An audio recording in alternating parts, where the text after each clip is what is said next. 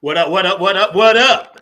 Welcome to Funk from the Front Seat, 9 on the Grind TV. Yo, man, I got to tell you, thanks to everybody that's tuning in that has supported this show for the past 4 years. We appreciate you guys. We love you guys. And today, this show is for you. This is a special one. This is the one that kind of solidifies and validates the Nappy Head Funk Army brand. And you can see right here, I'm rocking one of the shirts, right? So check this out. Today, we've been blessed to have as many of the OGs that could come through and hang out with us and tell their story, because we are being honored by David Webb and the Funk Chronicles Hall of Fame and Exhibition Center up in Dayton, Ohio, right? And that's going to go down March 28th on my birthday. But today is the official show, the official announcement that, yo, we got in, we did our thing for the funk, underground with the peed all over as much as we could on the funk, kept it alive, did our thing for New York, up and down Long Island, did a lot of festivals up there. We did a lot of stuff to help keep the funk alive. On our longevity. What's up, Dr. Brookenstein? You down with us too? If we going in, you going in, bro. So check this out. Our longevity and our brand speaks for itself. We've been very, very blessed to still be able to knock it out. Everybody, is doing well, except we did lose one of our funk members this past summer, and we're going to talk about our general, Mr. Carlton Collier. But other than that, we still all here. We still all grinding. Everybody's still making music. We're going to be introducing people. They're going to be telling their favorite Nappy Head Funk Army story, telling people how they got down in it. Thank you, Dr. Brookenstein. Yes, it's an amazing thing to happen, to be honored in the Funk Hall of Fame. And ironically, we wrote that song "Fly on the Wall" back then, and little did we know it was going to be, we were going to be a fly on the wall in the Hall of Funk. So that just goes to show how the universe works. It was the right time. It was the right place. We all got together on the right vibe. And we all kind of came together like a nice, holiday meal. Some people brought the mac and cheese. Some people brought the ham. Some people brought the ribs. Some brought the mashed potatoes and gravy. Some brought, the liquid beverages. Some brought the 420. Whatever it took, we all blended together, man. And this band was and is the best band that I ever had the pleasure of performing with, working with, bonding with, as well as some of the people that I'm working with now. Of course, the Nappy Head Funk Army 2.0. I love you guys, and your day will come. And also Tony Cam and the Funk All-Stars. Yo, bro, if I'm going in, you going in. That's how it works. So, a lot of the times that we spent reflecting and reminiscing, you're going to hear, because we do that individually on the phone, but you're going to hear those stories today. I want to thank my producer, Mr. Mark Lee, and everything that he's done for the past 4 years. And you can look behind me and see over here, over this shoulder, right? One of the things that Curtis Wilcox did, and then up top, another one that George the Funkavinci did. And of course, my guy Ken Frank sent me the collage of all the Funketeers. So believe me, all the Funketeers, all the fallen Funketeers, from my mother, my father, for everybody and anybody that I ever crossed paths with. My guy, Jeff Roberson, boom. Al down in Florida, Leroy down in Florida. Yo, we all going in, because if one of us gets in, we all get in. It's the community that we're thinking about. Ms. Pat Deloria will be joining us later, her band Daughter Judy, and of course, everything that everybody else worked with, and Prez and Kevin. You'll get to meet all these people, man. They're all beautiful people. And we've actually been able to, maintain our friendships and our family ships, and maintain our conversations, and help each other out with music, and be able to support and also be able to promote each other's brands and music, and just our families and what we're doing. Kudos to Cynthia, she lost her sister, and Eric J, I love you for that, man. That's family too, but yo, she's a Hall of Famer now. So without further ado, I'm going to bring in whoever is here. Mr. Mark Lee, whoever is here can come up, can get in where they fit in. I see Eric J is in the house. What up, Jay? What's good, fam? How you doing, man? I'm hanging, man. I'm, making it do, making everything happen like I usually do. You making know, everything happen like you used to do. Yo, man. So tell me, yeah, I've been I'm watching you spin up top, watching you do your thing. And you've been working a lot with a lot of the I call them pro school hip hop artists. You know, and yeah. y'all been doing a lot of concerts and everything, man. So kudos to you for that, bro. Kudos to you. I stay tight with like guys from the first chamber of Shaolin and hip hop, man. Guys I know from the '70s. That really laid the foundation for everything that's going on 50 plus years later. Yeah, yeah, yeah. And we sit around and we joke about the old days too, because those days was something else, man.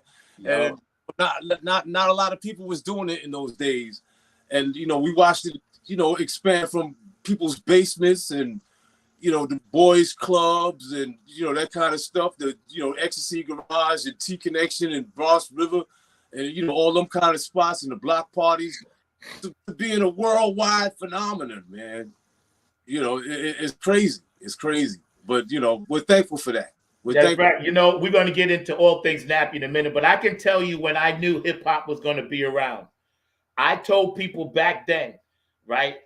I was doing a wedding band, and people wanted to hear this and that and the third. And then, I told people then, I was like, listen, man, things are going to change because the minute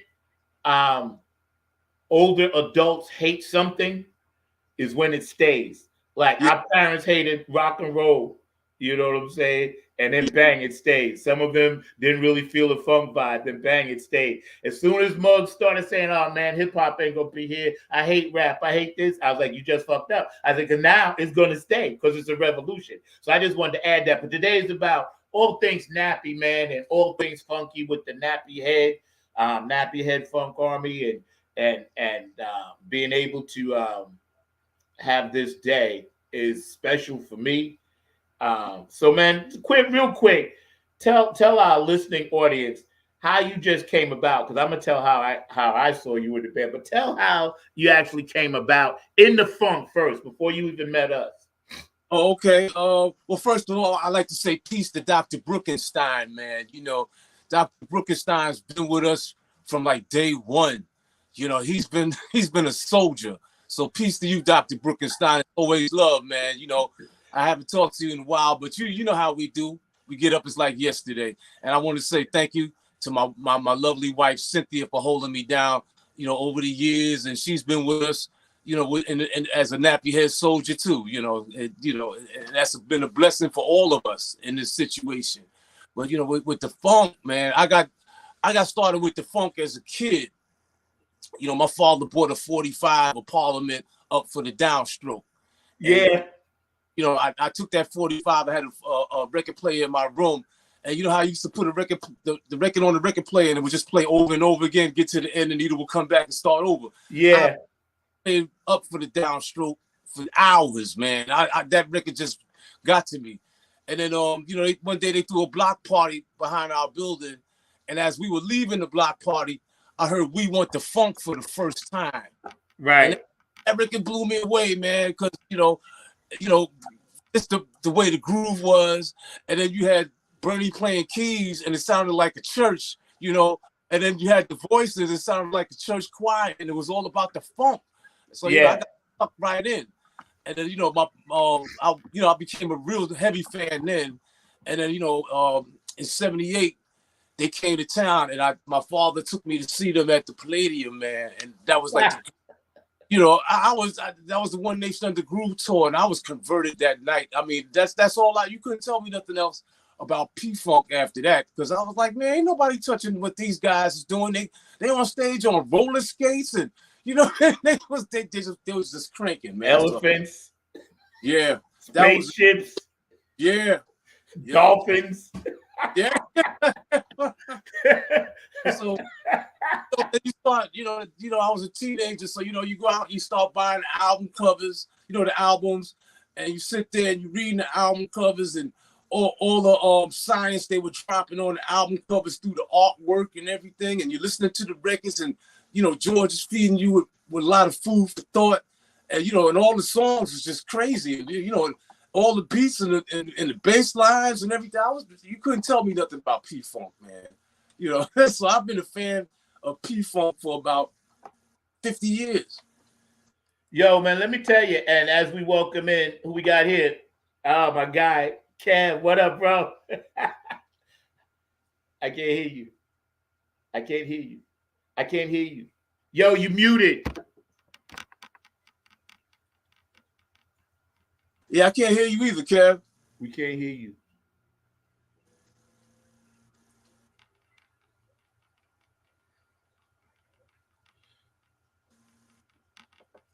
Unmute. Let me try to unmute you. All right. Technical. You there? Yeah, go out and come back. Yeah, Kevin gonna go out and come back. But yeah, man, finish telling your story, man. Buying the albums. Yeah, the album covers, man. Like when I bought the One Nation Under Groove album, you know, you open it up and it's like all these words. You got to sit there and absorb all of that. So I would sit there for hours reading all that. And you look at the artwork, it's so intricate, and you know, Pedro Bill would put stuff in, you know, real small. You have to really concentrate and look at it and be like, man, this guy's he's dropping a lot of science here, man. You know. So you know, yeah, I agree, man. We're hanging out today with Eric G, OG member now, you know, Funk Hall of Famer. You know, you can put that on your tag and keep it on your resume. So that's a beautiful thing. I'm still giddy about it, so forgive me. But yeah, so yeah, man. It's funny because back then they used to always play, you know, the P-Funk or the music that they was coming out with kind of like towards the middle or the end of the party. You didn't really hear it at first. And then you would hear this thing, and it was so different from everything else that they was playing. And only the hip DJs was playing it. And, you know, at least in like where I was at, like most of the time when I was coming up on Long Island, there was one of few that knew about the funk. And that's who I gravitated to, you know. And I was like, okay, you guys are, you know, this guy, my drummer friend, Bobby Threadgill, and he's the reason why I got into drums, my hero from Bayshore, Long Island. Shout out Bayshore. He turned me on to, you know, Mothership Connection. But ironically, before that, Tyrone Jenkins and Wayne Jenkins and their family had turned me on to America Eats is Young, right? Yeah. And bro, I'm gonna tell you something. And God's honest truth, I love that album so much, I stole it from them because they didn't know what they had. It was just sitting in the thing, dusty in the rotation, and they would rarely play it, right? So one day I said, Wayne, let me borrow your Funkadelic album. And he said, which one? I said, the one with the dollar bill, right? So he lent it to me. I just never gave it back. Yeah, I heard that. Yeah, you know? I had records going missing out of my collection over the years, you know, and it's not a good feeling when you realize your joint is gone. Yeah, you're right about that. And the thing is, I used to tell him, listen, you can come over and listen to it anytime you want. But they wasn't really into Funkadelic. They had just bought it because they lived in the city, and every time something new came out, they would buy it. When they moved to Long Island, we had to search and hunt for P-Funk albums. We had to go to like where the Black Towns were. I had to go all the way to Queens sometimes to buy a Funkadelic album. Because the record stores on Long Island, they was basically like just selling bullshit. You know, they were selling good stuff, but it wasn't that, you know. But yeah, man. So thank you, Wayne Jenkins. You're a big part of that, man. So when you were, you know, hanging out and coming up, and where you from to begin with? I'm originally from the Bronx. I grew up in the Bronx, there were houses, and we lived there from like 65 to 76. Then we moved to Mount Vernon. Okay. And so that's when I really started getting into recording and performing and all of that kind of thing. Right. So coming up in Mount Vernon and New York and everything else, man, obviously, you know, we had access to all the clubs and all the things that we could as far as musical geniuses walking the street, you know. When you and I first met, right, I had probably seen you a few times at the Wetlands, but you wasn't in Nappy Head yet. But tell us how you got into Nappy Head. Well, it was funny because I remember you coming to Lola's, and I was performing with Solstice at that time. Yes. I think that was like the first time I met you. Yes. Okay. Yeah, I forgot about that. Wow. Yeah, because I think at that time, John Purvis used to play with us too.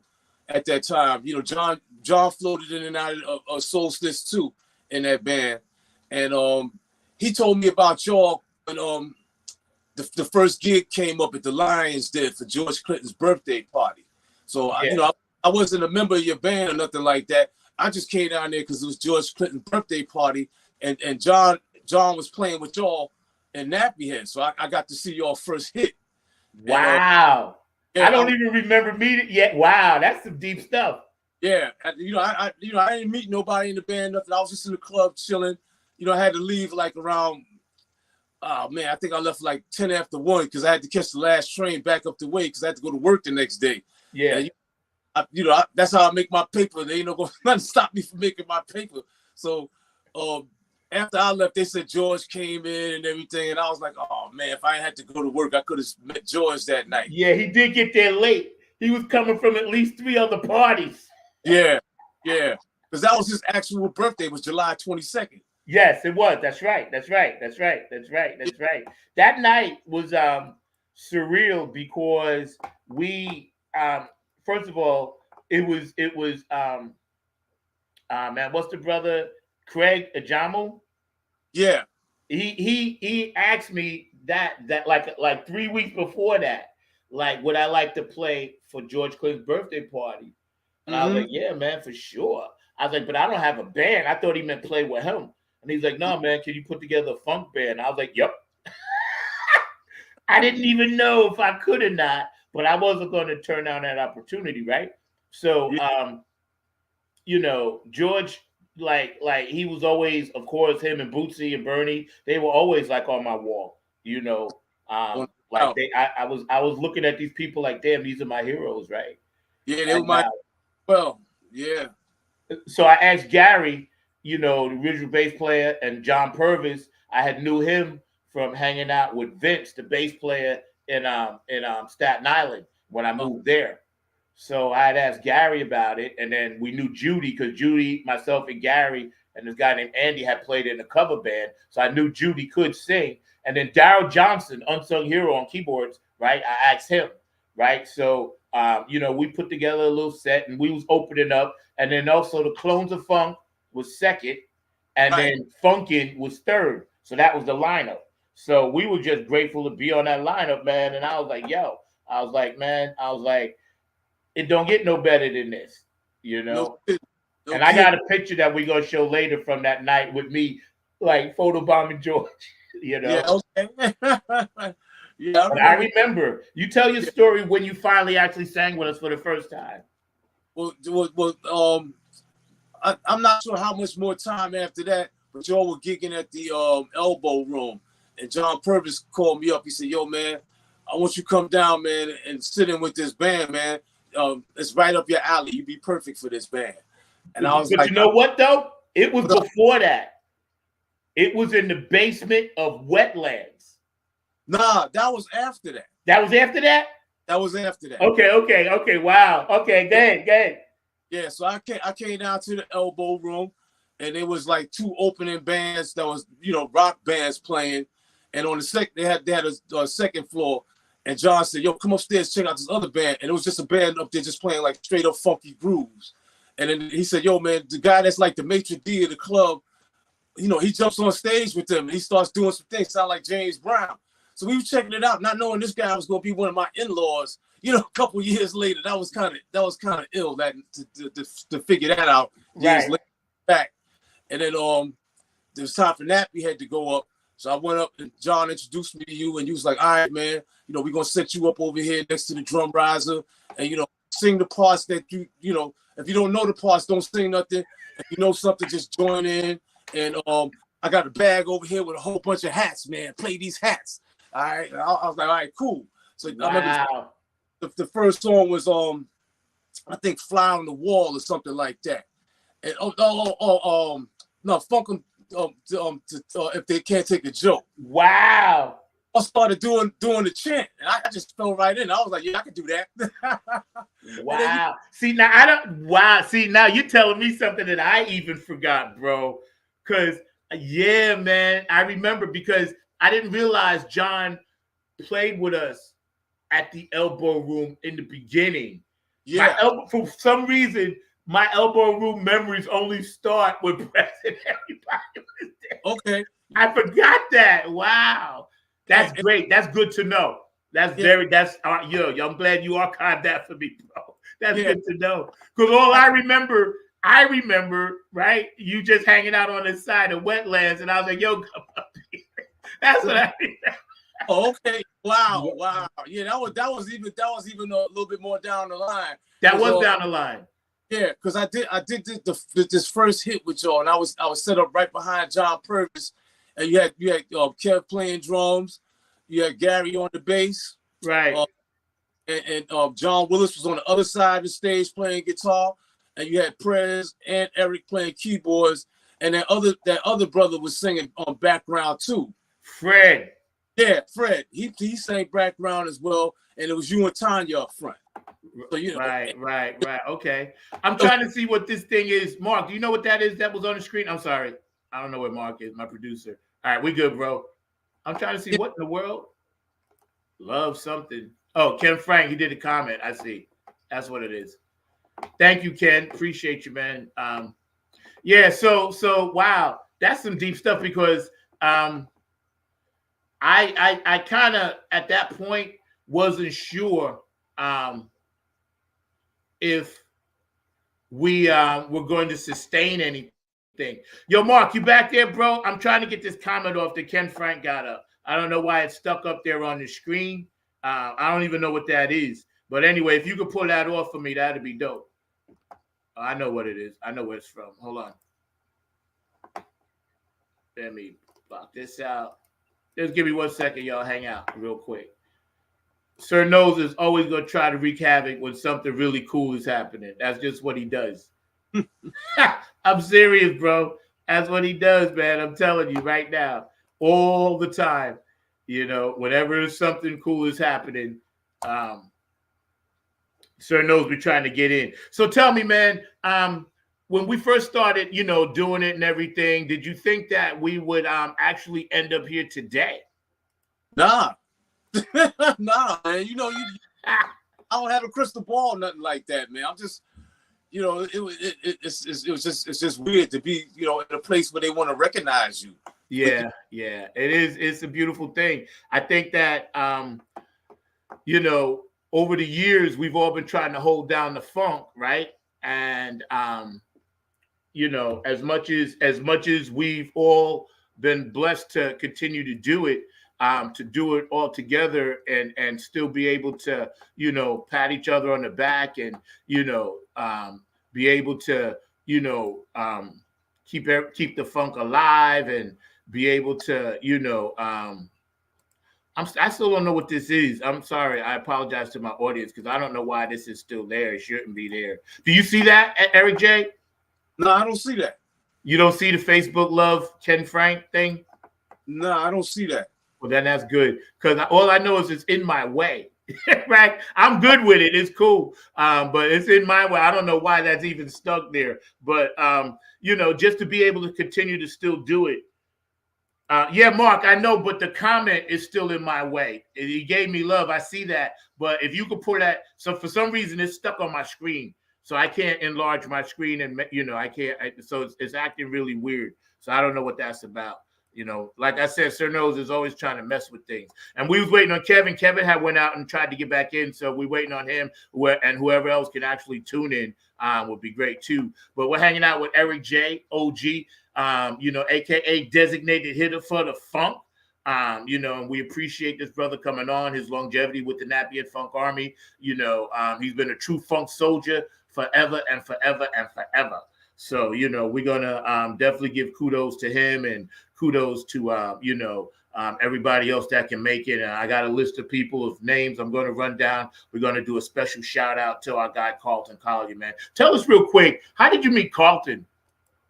Oh, man, because I can't remember exactly when you brought him in, but it's like the first time he played with Nappy Head, he was holding it down, and plus he had a Mutron, man. So it took it to another, gave it a whole nother real boosty sound. That Carlton was nasty on the bass, man.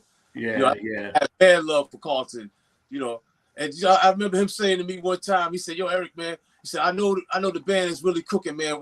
When you take a break and stay on the side of the stage and smoke a cigarette." He said, "I know we smoking in, man." I said, "Wow, Carlton, good looks, man." That when we first put the second coming of the Nappy Head Funk Army together, it was amazing. Hey, yo, Mark, you back there, bro? Pop on for a second, man.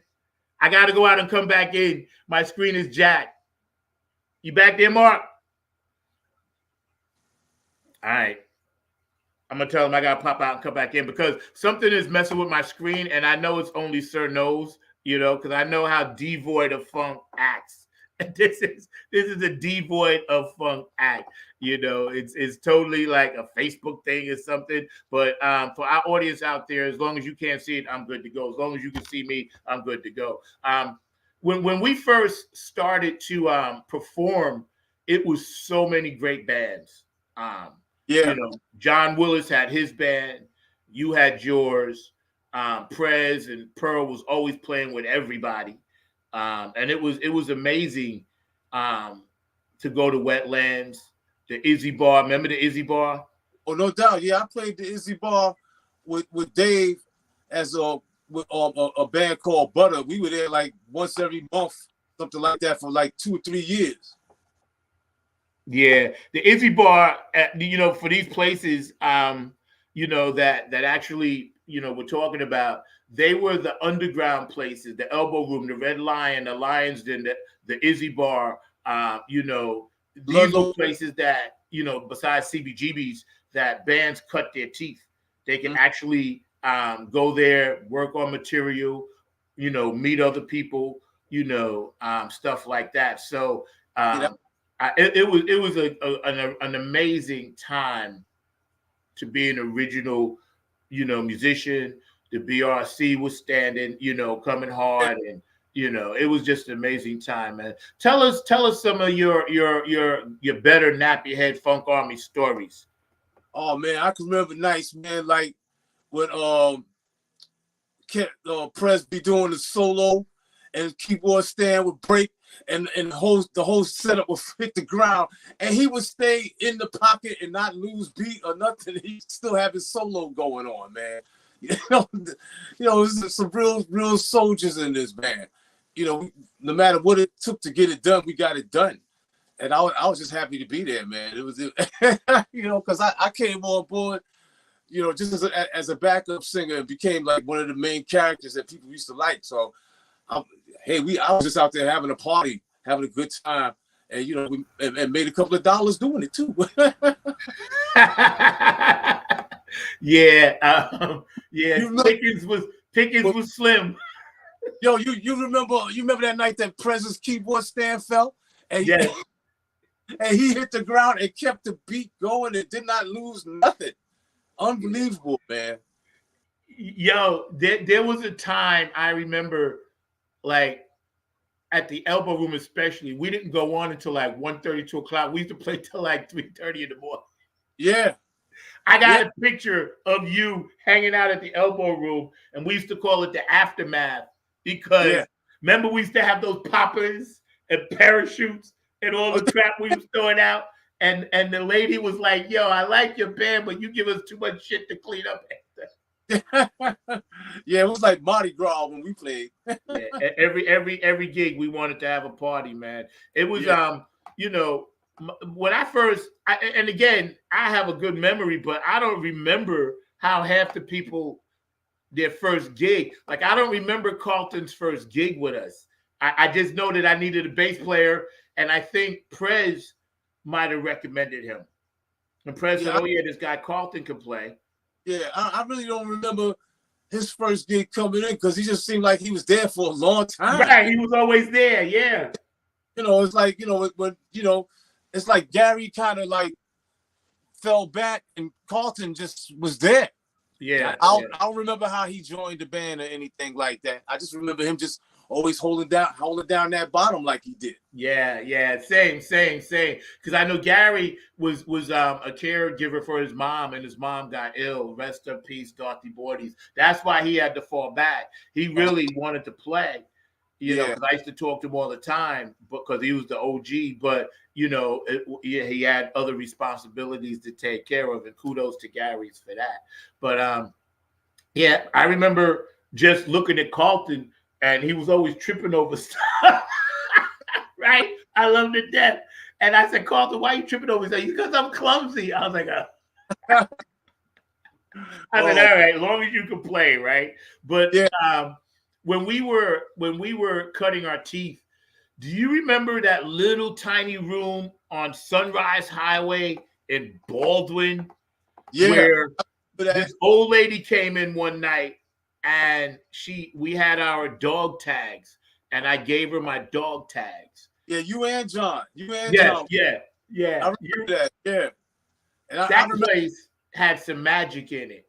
Yeah, I remember us playing Knee Deep in there and killing it, man. It sounded just like the record, man. Yeah.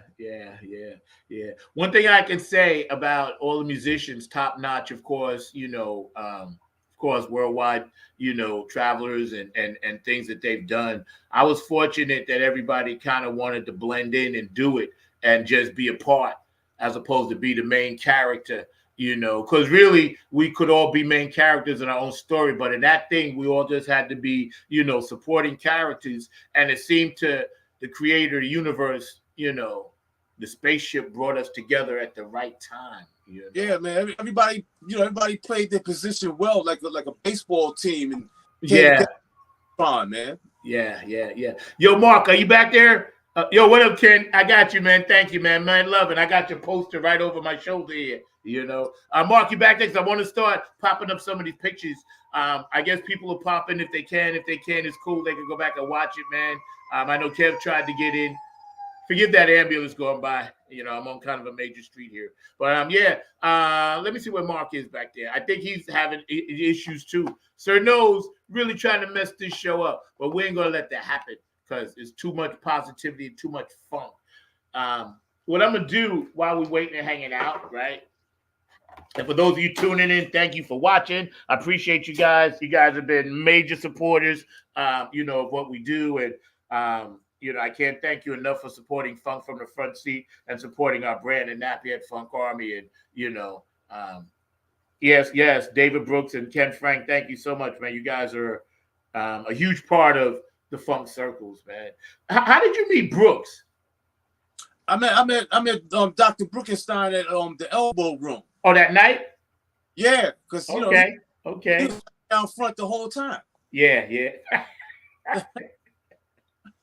One thing I like about Dr. Bruckenstein, his honesty with the reviews, because that always pushed us to be better, Because, when you're first coming out, you're going to have some pitfalls and bad nights and things like that, man. So when he used to send me reviews, I was like, yeah, man, cool. That's exactly what happened. Oh, Port Jazz. Thank you, Dr. Brooks. I knew you would remember. I knew. That's the place I was thinking about on Long Island, Port Jazz. That place, we did some things up in there because they never expected that. Oh, they didn't expect. They wasn't ready for that. Yeah, and I ain't even going to get into the Funky Fish to the second half of the show because there's some tales of the Funky Fish that I have to tell. But when we first started blending and cutting our teeth, it took us about a year and a half to get right. Yeah. And then that third year, that's when we did the festivals, the Harry Chapin Theater, the Amsterdam Avenue Street Festival. That happened, when we had that little stint with Bette Davis and stuff. So that's when the band had really tightened all the screws and became a Maserati. Because at that time we was a force to be reckoned with, even though we were in New York and Long Island. Like people used to come up to us and say, yo, man, y'all are doing stuff that I never heard before. We used to do Prince. That's how we met Gerard. He's like, oh man, I only came to see y'all because y'all did Prince, and Sexy MF and stuff like that. And, and mix that in with our original stuff. All I know is when I was thinking about the recording process, looking back, I only wish that I had did more stuff at Kev's at the time, you know, because he actually had that ear for the sound, but because he was in and out and came back later, and that's when we did Revolution, I missed that window. And that's one thing that I always regret, you know. But other than that, man, I think it's been a beautiful ride that we can continue our brand. And we, as OGs, are not done yet. Let me check and see who else is down here on the bottom, because Mark is doing something, and I don't know where he is. Oh, who else? Oh, Pat's here. Miss Pat. Hi. I just want to be a fly on the wall in the Hall of Funk. Thank you. Kudos to you. What's up, Pat? What's up, Eric J? How you doing? I was listening on my way home from work. Cool, yeah. How you doing? I'm doing good. Good. For you that don't know out there, our audience, Miss Pat Dioria, you know, she was the very first. You know, she's the OG, and now got she's my tags. There you go. Yo, that's what's up. I still got my dog tags. There you go. Hey, Dr. Bruckenstein. And we ain't even done yet. We just getting started, because you know we got more shit to do. That's why I keep telling you, yo, hang tough. I know. I'm trying. Life's been a trip so far, but hey, the journey. It's the journey, right? It is. So tell us, where you at right now? Where you living at? I'm in Provincetown, Massachusetts. And yeah, it's good. It's like way out on the tip of Cape Cod. Right. And it's pretty cool.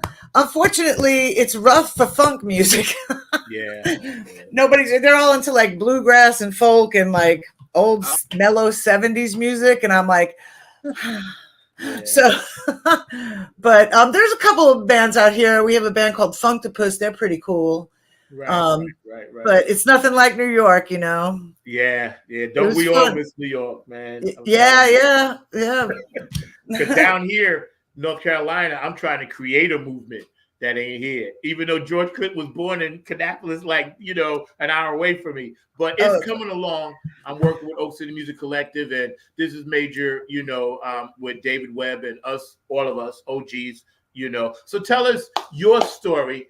Start with Daughter Judy, because I played drums for you there first. Actually, I don't think so. I think I was still in Daughter Judy. I was trying to think when you guys were talking about all the shows and everything. I think I came down. I knew Pearl, because we used to work next to each other in the mall at Green Acres Mall in Long Island when we were younger. And I didn't know he was into funk. And I was playing with Daughter Judy one night, and I saw him standing on the street holding a keyboard. And I was like, what? And he was like, oh, I'm playing a gig. And I was like, okay. And then I think he turned me on to the fact that you had a show at Kenny's Castaways, I want to say. Oh, my God. And there was another singer. There was a girl there. Like, a girl sang with you, but she wasn't with you very long. I think she might have done that one gig. And I saw you, and I was like, oh, I want to do that. And so I was still playing with Daughter Judy, I think, at the time. And then I can't remember my first gig. For you at the CBGB's gallery with Daughter Judy once. Yeah, no, I think it was Wetlands we played at upstairs. Was it Wetlands? On that side, it was me, you. That was 151. We called it. Yes. You. That was after Daughter Judy broke up.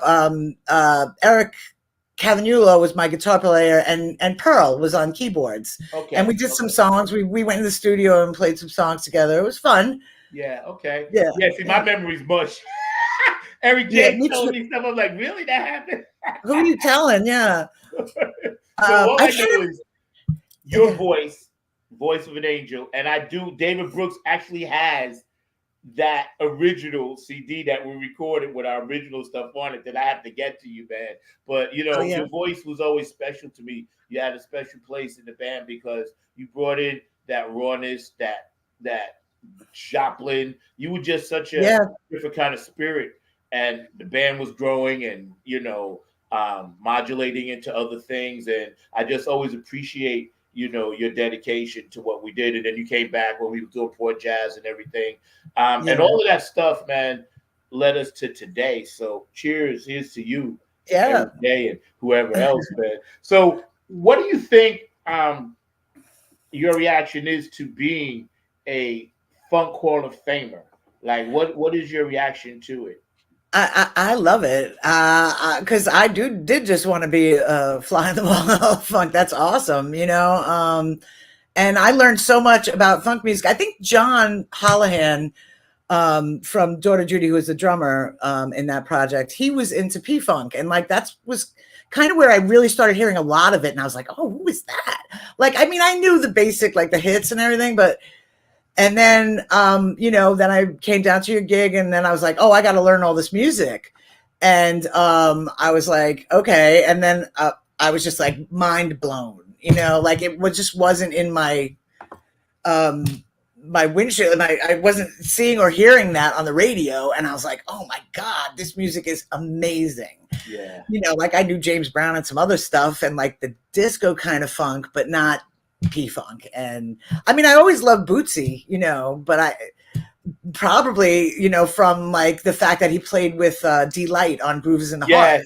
And I was like, oh, Bootsy's the guy from P-Funk. I was like, yeah. And it was just all such a great learning experience. And it was like music that just like I totally connected to.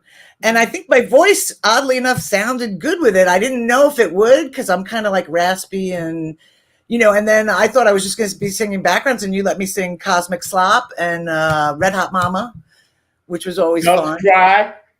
What? I don't think that might have been Tanya. I think Tanya. Oh, maybe. I don't remember. Yeah, that was us. That's when Neil was in the band. Then Neil, I had to get him away. Remember Neil at the Elbow Room? Hazel? Oh, okay. Oh, yeah. Yeah, we did a version of When Doves Cry. Yeah, remember him? I was like, Neil, you can't be assaulting my band members on stage. That was funny. Yeah, he had some games back then. There you go, Kev. You can hear me now. Yeah, we can hear you. He did. You hear me now? Yeah. Oh, you in, Kev? Yeah. Yeah. How you doing, man? I'm good. How's everybody? I'm all right, man. We're hanging out today with some OGs for the Nap Head Funk Army. Eric J. Of course, Miss Pat Dioria, you know, and your artwork is always, you know, prevalent and around. And of course, you know, Kevin Harrington, man. So Kev, we was just sitting here kicking it, man. Tell us a little bit about, you know, who you are and where you come from, bro. Oh, I'm a native of Jamaica, Queens, New York. Funking for Jamaica. The drummer, heart, multiple instruments, you know. That's who I am. Now I'm a G-Dad. That's how long I've been here. I'm a G-Dad now. Ain't nothing wrong with that. Longevity, like Martin Luther King said, longevity has its right.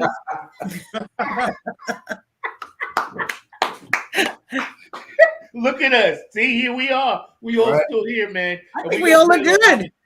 Yeah, we're going to pay homage to Carlton. As soon as my producer, Mark Lee, comes back from doing whatever he was doing back there. Sir Nose was messing with this show the whole time, but it's all good. So, Kev, we was talking about that glorious time, BRC, Wetlands, you know, CBGBs, Elbow, Izzy, you know. Tell us your feeling about that era of when everybody could just connect musically and spiritually. Well, it was great times. I know that. It was an innovative time. And I don't know, it's something that's never coming back to New York. I know that. Yeah, unfortunately. So we were blessed to be in that era because the musicians that came behind us, they're never going to get that. Nope. Yeah.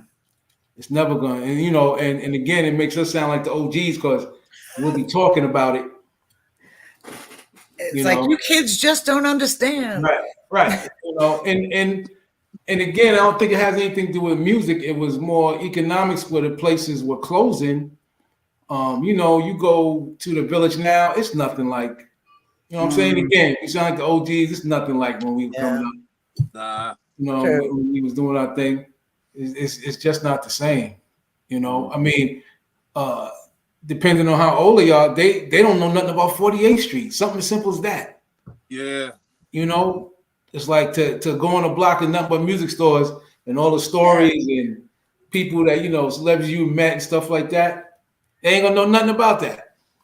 Yeah. So Yeah. I'm grateful to be, at the time, everything was going on. 30th Street, whole building and nothing but studios, whole day. Ultrasound, yeah. Right. Yo, Daily Planet, you go in there, Patrice Russian's coming out, that type of thing. We ain't never gonna see that again. Yeah. I think that inspired us to be, because everybody here on this panel right now, right, blessed in a tremendous way with the gift of music that we are obligated to share some way, somehow, some fashion and form. And like you said, man, I remember, going and seeing Dennis Chambers like right next to me. right. This is impossible. Right. Someplace like the Bottom Line and stuff like that, man. All that's just gone. I mean, you just walk and you really just show your age. Like, oh, I remember when this used to be here and this used to be here, and tell stories. And I'm glad to have the stories to tell. Yeah, totally. You know what I'm saying? Right. If I was one of the younger ones now, I'd be upset. I go, man, I missed it. Mm-hmm. I missed it.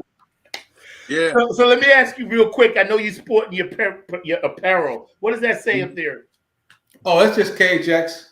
Okay. And that's part of your brand. Yeah. Yeah. Mm-hmm.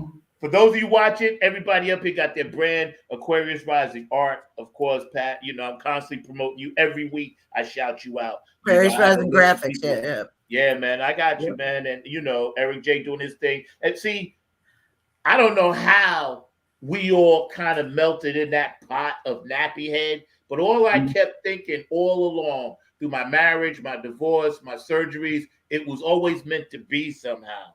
Right. And that's the spirit that kind of kept me going. All of you kept me going. So thank you, man. That's why I'm honored to even honor us. Because it's all about that. Yeah. And Thea, I like to say I'm honored to have become part of Nappy Head Funk On, because I actually came at the end of everything. So, I got in there. You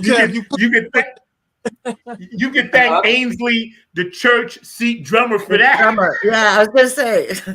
Where's Ainsley? Yeah. You put your foot down, Kev. Thanks, when Kev came in, though, we went to another level. You and Prez and Andy, y'all came in at the end. Okay. See, I didn't know how that went. I just knew that everybody else was already there. That I knew. Yeah. So I tell you how long anybody had been there. Nothing. I tell you how it went. Pearl couldn't play all the parts by himself. He said, "Yo, I got another guy that needs to be in this." I said, "Tell him to come to the gig," because you knew me. I was just like, "Just come to the gig. Right. Just show up." And here's an interesting story. Mark Bass, when we started doing double bass, added a lot as well. So when the whole thing got rolling and we were able to sustain our 4 or 5 year period, and then, like I said, Miss Pat, you came back to do Port Jazz and stuff with us. That's when I kind of knew it was at its peak, because there were no more places to perform. Right. That's what hurt us back then. We couldn't travel. There was no budget. We literally ran out because the Funky Fish was getting ready to close. We literally closed that place. Right. And Long Island, we were doing festivals more outside. But thank God, even though Beth Davis screwed us around, we did the Amsterdam Avenue Street Festival. I'm so grateful for that one day. Pat, you wasn't there, but thank God the brand did that, because that was like a major thing that we could hold a large group of people in the Harriet Chapman Theater as well. And all back then we would have needed was the funding. Funding. But what was the room we did when we opened up for Vernon Reed and them? What was that room? Oh, David Brooks would know that room. I forgot the room. That was that was called the Downtown. Yeah. Oh, on Long Island? Yeah. They were sponsored by Sam Ash, so that made all the difference. The back line was on point. Right. Yes. I played there, not with you guys, but that was a good place. Yeah. You know what, too? We also did it, now that you mentioned it, with Jen Durkin and Bomb Squad. Yeah. Oh, yeah. I believe we did it with them first. DBB, man. I love that band. But you know what? I remember that night I had to play bass. Remember? Because Carlton couldn't make it. Gary couldn't make it. Yeah, I remember that night. That was so I had to end up playing bass. And I remember standing on the edge trying to sing Dirty Van and play at the same time. Damn, I wish I was still with you guys at that point, because I love Jen Durkin, and I think she's one of the best voices like ever. She's so good. Yeah. You see, you and Jen Durkin were like the same people, Pat. We were similar. Yeah. Spirits. I actually auditioned for Deep and Out of Blackout when she left. And I don't know what happened there. I think they just wanted to go a different way, and I sounded a lot like her, so they went with a different. But you know what though? It wasn't your fault, because I tell you, with that band, it was a lot of politics. I swear to God, nothing against them, but there was some stuff going on that we didn't really know about behind the scenes, because they, from what I understand, now this is not me talking out of school. This is just the word on the street. They were upset with her when she went and sang with Bernie. Maybe. Yeah. Probably. Yeah, I wouldn't doubt that. Every J would know. Every J would know. Hold on 1 second. Okay, great. I know you're ready. Thank you. Right, Eric J? Because when she went, Bernie found her. He didn't take them. He took her. Yeah. So they got kind of, when she came back and wanted to still do stuff back and forth with them, they did it reluctantly. Oh, wow. Yeah, because I know, because I had talked to her. Because I was trying to get her to do some stuff in the studio. Right? When I had went and seen Bernie, I was like, oh, you with Bernie? I was like, yo, can you sing? Because I got Sheila. I was trying to get people different voices. So I think, Pat, that had nothing to do with you. Well, it was disappointing, but I got to tell you too, though, when I went to see them, they were like, come to Connecticut. And I went to see their show, and it was just a packed house, and the whole crowd was just jumping up and down at once. And they were like, come on up if you feel like singing. I was like, whoa, I honestly was scared. And, I was like, oh, damn, girl, you got to get your confidence. But it was intimidating, because they really had it down. They did. And I really liked that band a lot. And Jen was amazing. She was still singing with it at the time, but they were kind of transitioning. And they would let people come up and sing. It was fun. It was very much like when we would do a gig. Like I remember one gig, though. We played at Kenny's Castaways, and I don't know if you were with us yet, Eric or Kevin. And I wasn't part of the band, but I was in the house. Yeah, probably. And then we played, and the second band canceled. Zach, you remember this. And so we played for 3 hours, and I happened to decide to wear leather pants that night. Pleather pants, because I couldn't afford the real leather ones. And I was soaked, we just jumped up, and I loved the energy that Nappy Head Funk Army always had on stage, and everybody was so good.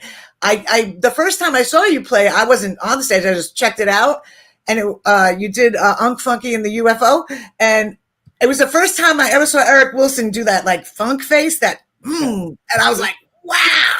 And I was like, that is so good. And then you're playing drums, and you're playing bass, and you're singing, and we had the hat bag. I heard you guys talking about the bag of hats, me and Tanya was awesome to sing with too. It was just so much fun, and I always loved it. And, even though I love Daughter Judy and wish that had worked out, it wasn't the same kind of just spiritually just letting go of everything. I didn't even feel like I was on the ground. It was awesome to sing. So I remember Funky Tim too. Yeah, Tim with his sax. He's like, I play saxophone. I was like, get up here. Yeah. That was fun. We gave him a hat, and we just put him up on the stage. And you know what's ironic? He was a martial artist, and later on, John Lewis came in, who was a martial artist. Yeah. Oh yeah. Yeah. He got me into martial arts a little bit. I wish I had kept up with it, because you can't see it, but I've gotten a little wider over the years. Beautiful queen. Come on, now you're a beautiful queen. Hey, I earned every pound, so it was so much fun. So much fun. Queen. And we ain't done yet. That's why. No, I don't feel done. I don't feel done. So if anybody needs some vocals, let me know. We're gonna be doing some stuff together. I'm trying to I'm get working back on to it. Yeah, I'm trying to get back to it. I'm working on the budget now. I really. Look who it is. Always coming from a gig. I'm sure. You know. Carl! Drop down and give me 10, soldier. Hi, honey. What up, Carl? Hey, what's up, fellas? Drop down and give me 10. Team Brookie. Hey, man. Hey, man, I can't even give you 10. I can't even give you 1. I want give me that 1 then. I want it. I said I How can't you even doing? give you 1. I'm good, man. I'm good. I'm hanging in there, fighting a good fight. Actually, I know you're probably tired. You gigged or whatever, man. So I'm sure. You play last night? Nah, man. I was just chilling, but actually got a hit with Mark this afternoon at 6. So I'll have to scoop him up. Probably leave to scoop him up around 3:30 or something like that. Okay, that's what's up, man. So how you been doing? You all right? Yeah, man. Just trying to keep the dream alive of no 9 to 5. Yeah. Oh, Ain't tell we me all? Ain't we all, bro? But check this out. From this day forward, you a Funk Hall of Famer. So welcome. So Yes, sir. And for those that don't know, these are the OGs as they pop in. And from our listening audience out there, man, thank you for joining Funk from the Front Seat. 9 on the Grind TV every Saturday, 12 p.m. Eastern Standard Time. A lot of these brothers and sisters have been on the show before in their own accolades, right? But this gentleman, Pearl, was kind of the key to open up that Queen's door, because you were the one that started saying, "Hey, Prez, you knew Kevin. I don't know if you knew Carlton, because I think Prez brought Carlton. But tell us your thoughts first on that time of the era that we were talking about before we get into your Napier story about the Village and that era and how glorious things were." I mean, yeah, it was a good time for live music, and there were a lot of venues that were open, like to, try to cultivate that whole scene. So, I mean, I was just kind of making the rounds, and then I met you, I think through Craig Ajamu, and and then we did a gig at the Lions Den, where you had some like some P-Funk alumni, I suppose, or people that were related to some of those cats in some way. And John Willis had actually come to that gig out of support, just to check it out. But it was it was a little loose, to say the least. But I mean, like, hey man,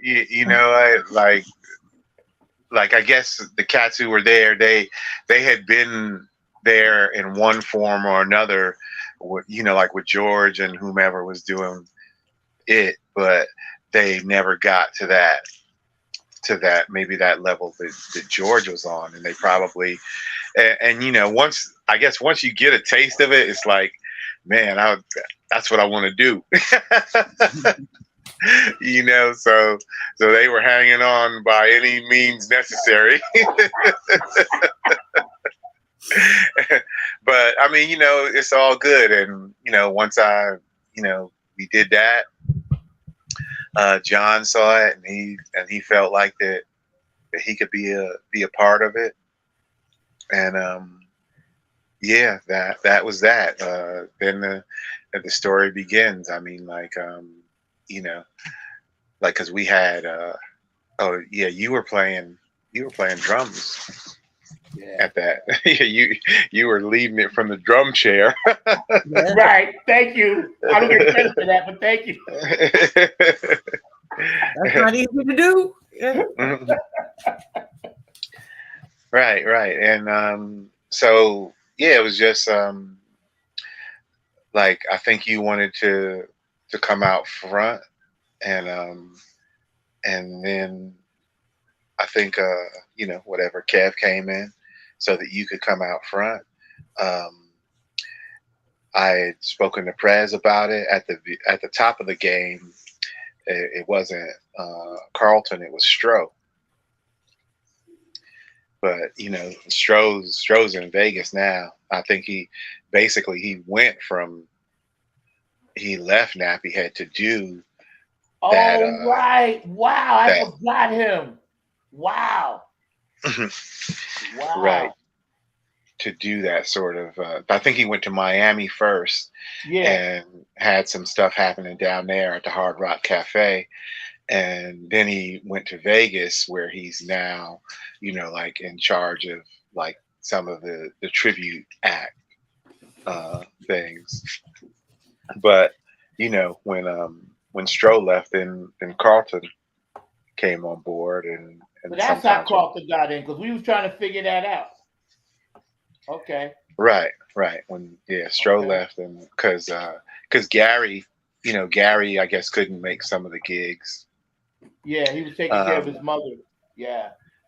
Right. So because that's actually how Stroh was subbing for Gary, and but then when Stroh left, he still couldn't. He still needed a sub. So then Carlton came on, and then I think Kev went out on the road for something. He did, and that's for a long time. Yeah, that's how Ainsley came on board. Yeah. It was mad cool how I used to just call you, be like, listen, I need this, I need that. You were like my what's that thing that delivers everything? Amazon. You were like, if you so cool, you're like, yeah, I may know a cat.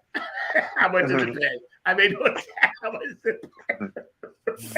Those were your two things. Yeah, I may know a cat. How much is it pay? All right. Well, that was those are the things that what does it pay? And right. Well, thank you and welcome, man. Welcome my audience. For those of you just watching, my Nappy Head Funk Army OGs, Eric J at the top over here, 718XAD, Patricia Dioria, Kevin Harrington over here on my right, on the bottom left, and Pearl. These are all amazing spirits, beautiful people.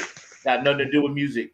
We could all be working in a library together or somewhere else, or a bank or wherever. We'd all still and get together and have fun, man.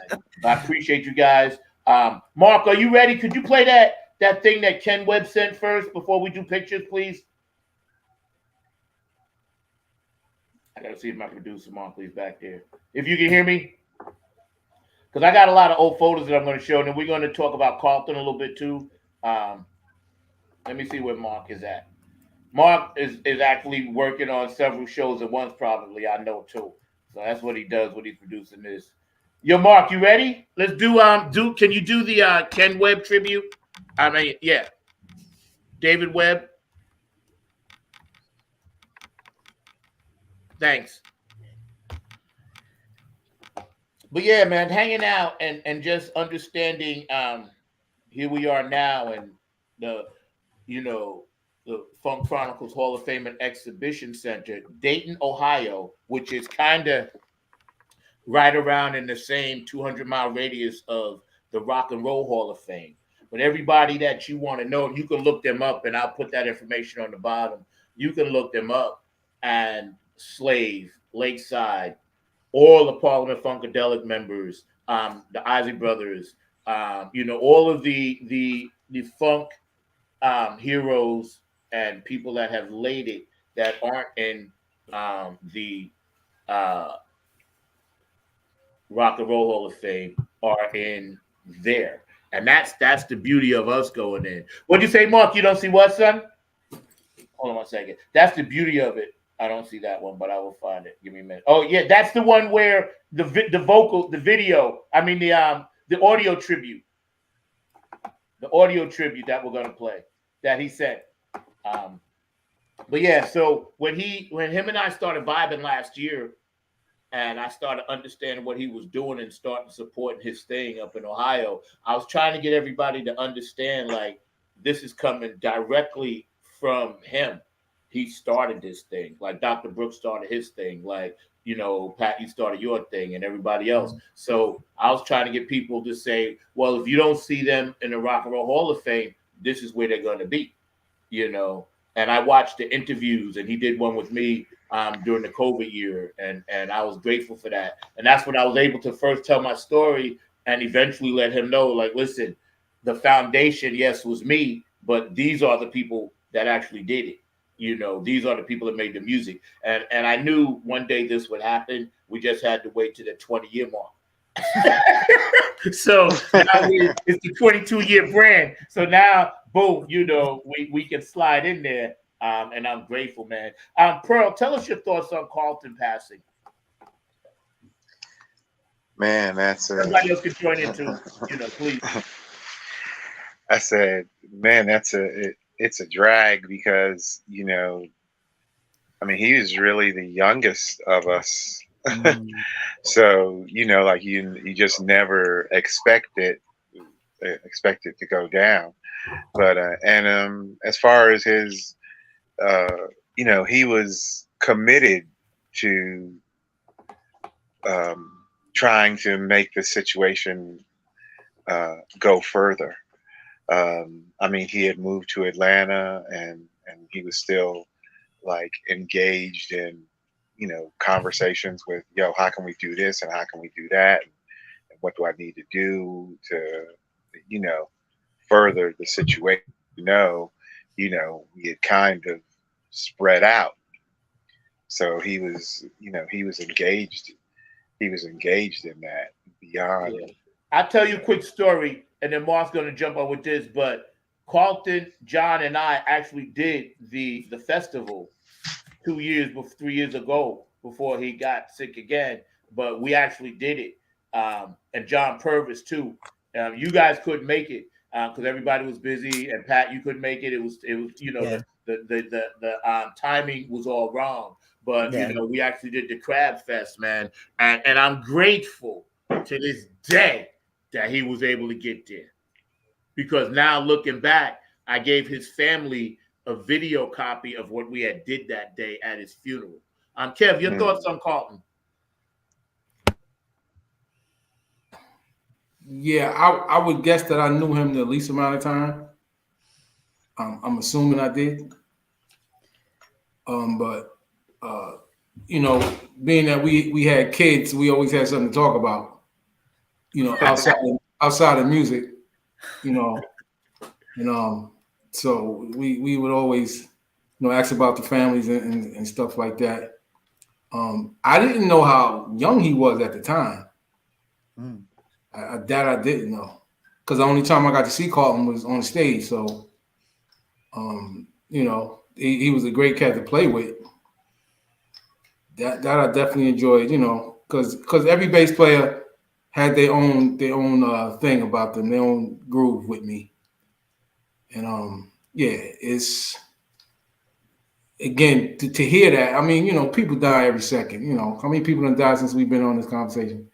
But that sometimes you're just not expecting to hear things, man. Yeah. And when I heard that he passed, I don't know. It just, I don't know. It was like one of the army just left. It was strange. Even though I hadn't seen Carlton since Funky Fish. Wow.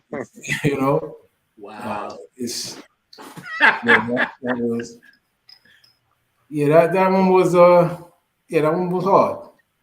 Yeah. Pat, you have any thoughts? I kind of feel like Carlton played with us maybe at Funky Fish. Yeah. But he was playing with the band when I was there, right? Yeah. Yeah, but I think you was in. Yeah, he was. You played with him for sure. Yeah. He was just so quiet. Yes. But then he'd get up there and it was like, oh, because I played bass for a while, but I always was like in awe of everybody who played bass, you and Gary and everybody. And he was, it's just so, again, it felt like, even though we weren't super close or anything, it felt like sad to hear that one of the Funk Army was gone, and way too young, way too young. So yeah. Eric J.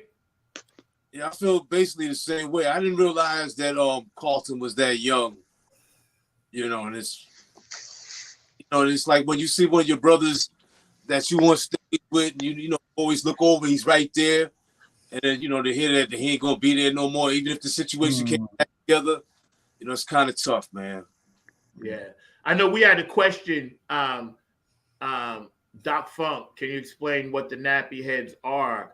Basically, the name started from people, my cousins and everybody that was lit when I was little, calling, telling me I had a nappy head. They'd be like, "Oh boy, comb your nappy head," because I was a cross in between the afro and good hair, so I had that in between stuff, and I couldn't really grow an afro right. And they used to always say, "Boy, comb your nappy head, comb your nappy head." So I always kept that name, and even growing up, I would kind of just write that name around. And then when I started the band, I needed a name. When Craig and John would say, "Hey, what's the name of the band?" I got to put it on one of those flyer things. So I said, "Nappy Head," right? It just was a natural thing. And then one day we were playing at the Funky Fish. And this is what happened, because if y'all remember, we were originally just called Nappy Head. At the Funky Fish, some kid was in the corner that used to hang on that right side. And he'd be like, "Yo, man, y'all got a Funk Army." And that night, the next gig, I changed it to the Nappy Head Funk Army, cool. Because we're going to tell our Funky Fish stories in the middle. But Mark, you ready, man? Can you run that tribute, please, sir?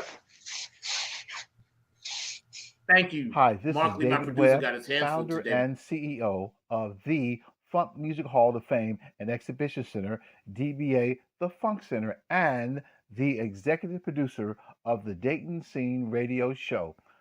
I would like to recognize and honor the legacy of one of the most funkiest underground bands of all time.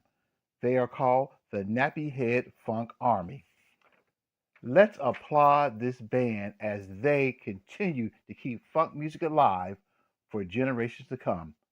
Their leader, Zach Roberson, who is also the vice president of Club Funketeer Ambassadors for Bootsy and Peppermint Patty Collins.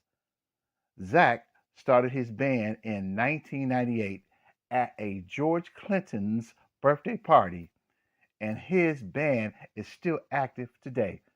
The Nappy Head Funk Army's funky brand of music is the new generation of funk. I applaud their energy and their contribution to funk music. I wish them much success and thank you for keeping funk music alive. Yo, bravo, y'all. Cool. I got to see it. That's an amazing cool. thing that we're still here to do it, man. Mark, could you show some of those photos now, please, sir? We're gonna reminisce a little bit, stroll down memory lane to see how skinny everybody was. That's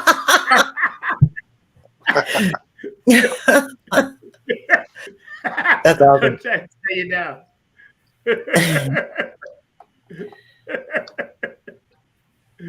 That's funny, right? Eric J. Eric J still the same size. Yeah, he is. Yeah, no doubt. I'll wait, man.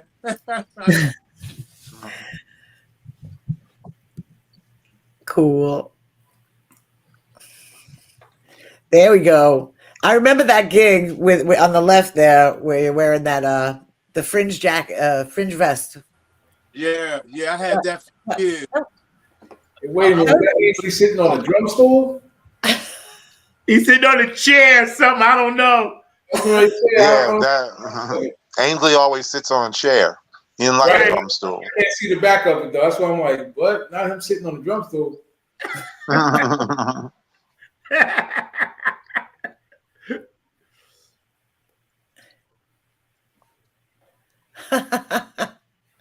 love the outfit. Designated hitter. Like Richard Pryor said, when you want, if you go off, go all the way. Right. I think this was the elbow room, right?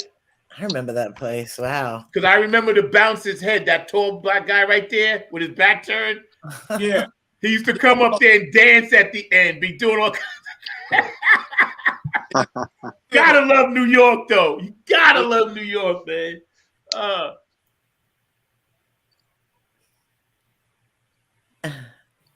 I think that was the elbow room too, but I'm not sure.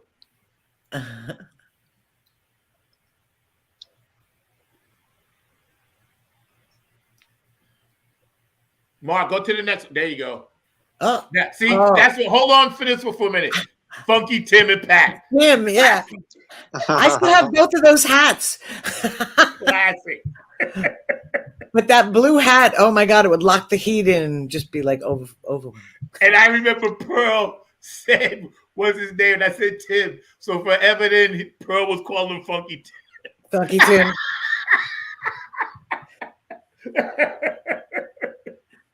Funky Tim. He's doing all right still. I stay in touch with him on Facebook. You know, he plays here and there. I think he was playing on Long Island with Clem's band.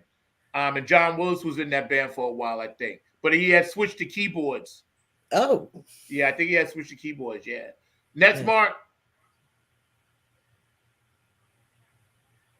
That's the one, Eric J, I was telling you about. Okay. The end of the era. Of the elbow room? Yes. Okay. Because you was always the last one to get paid. You would have paid last. You would always wait because everybody else had to go. So I'd be like, all right, I get to you. You was always so patient, bro. You was like, yeah, no worries. You go grab a drink and whatever. Yeah. And then you and I would be picking up the frags off the floor because I was telling everybody before y'all got on, Pat and Kevin Pearl, we used to shoot those parachutes and all the crap we used to throw out there. Yeah. And the lady at the elbow room used to say, you guys are great, but you make a mess. I got to sweep all this stuff up all night. Good times, man. Oh, my God, good times. Word up. There you go. Yeah, I still have that hat. That's a great hat. That's your photo for the collage Hall of Fame. Excellent. Good shot. I got you. See, now that's mean. That's badass. Hold up, Mark. That's totally badass right there. Totally. That's like I'm still badass. I just gotta get back to being more badass. I think you still got it. I think once we all hit the stage together, that should have popped back like riding a bike. Because right funny, there, that says Funk Hall of Famer. And right it was a lot of fun, but I think my voice actually even sounds better, but we'll see. We'll see. We get it. We get it. That's the Funky Fish. Yeah. I had to give away my that canteen. Somebody took it. Used to piss me off. They always wanted shit. Prez is still mad at me for giving away that purple hat, even though I made another one. And he said, "Man, you could have gave it to me." And I was like, the girl wanted it. Remember, we used to have the blow up aliens. The aliens, yeah. And they used to take them. The one girl begged me that night to take the big one. I didn't mind the little ones, but she wanted the big one. I only had two. So I was like, all right, you know what? If it makes your night, take it. And everybody was mad. My ex was mad. Why you do that? I was like, she wanted it. What are you going to do?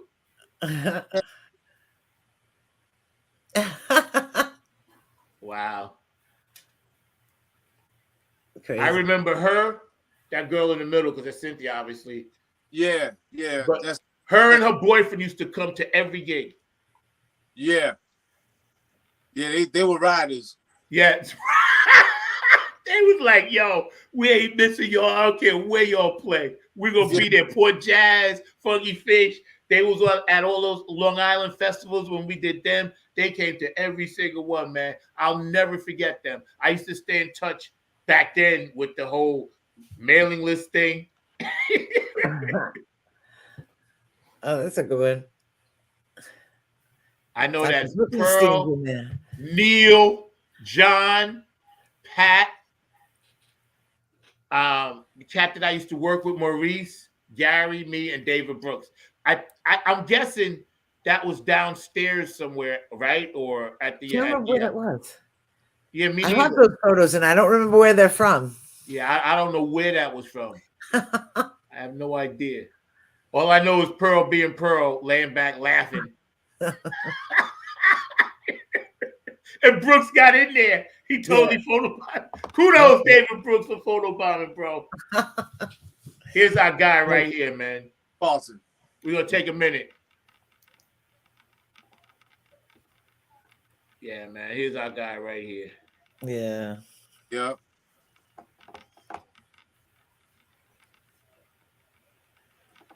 Yeah, he was a true soldier, boy. You know, Carlton, you a Funk Hall of Famer now, bro. Kudos.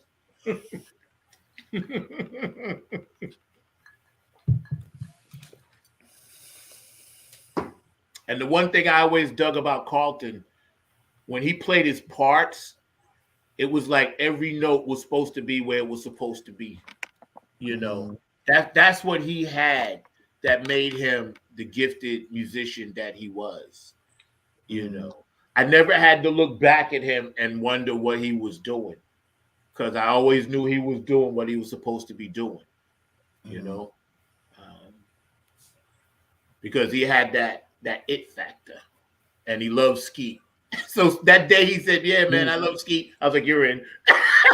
It wasn't even like, it was like, get in. That's your slot, you know. Skeet played with Maceo out here, I think. Didn't I talk to you about that? Oh, that was so. I was like, jaw on the floor. Amazing. Yeah. We love you, Carlton. We'll see you soon, bro.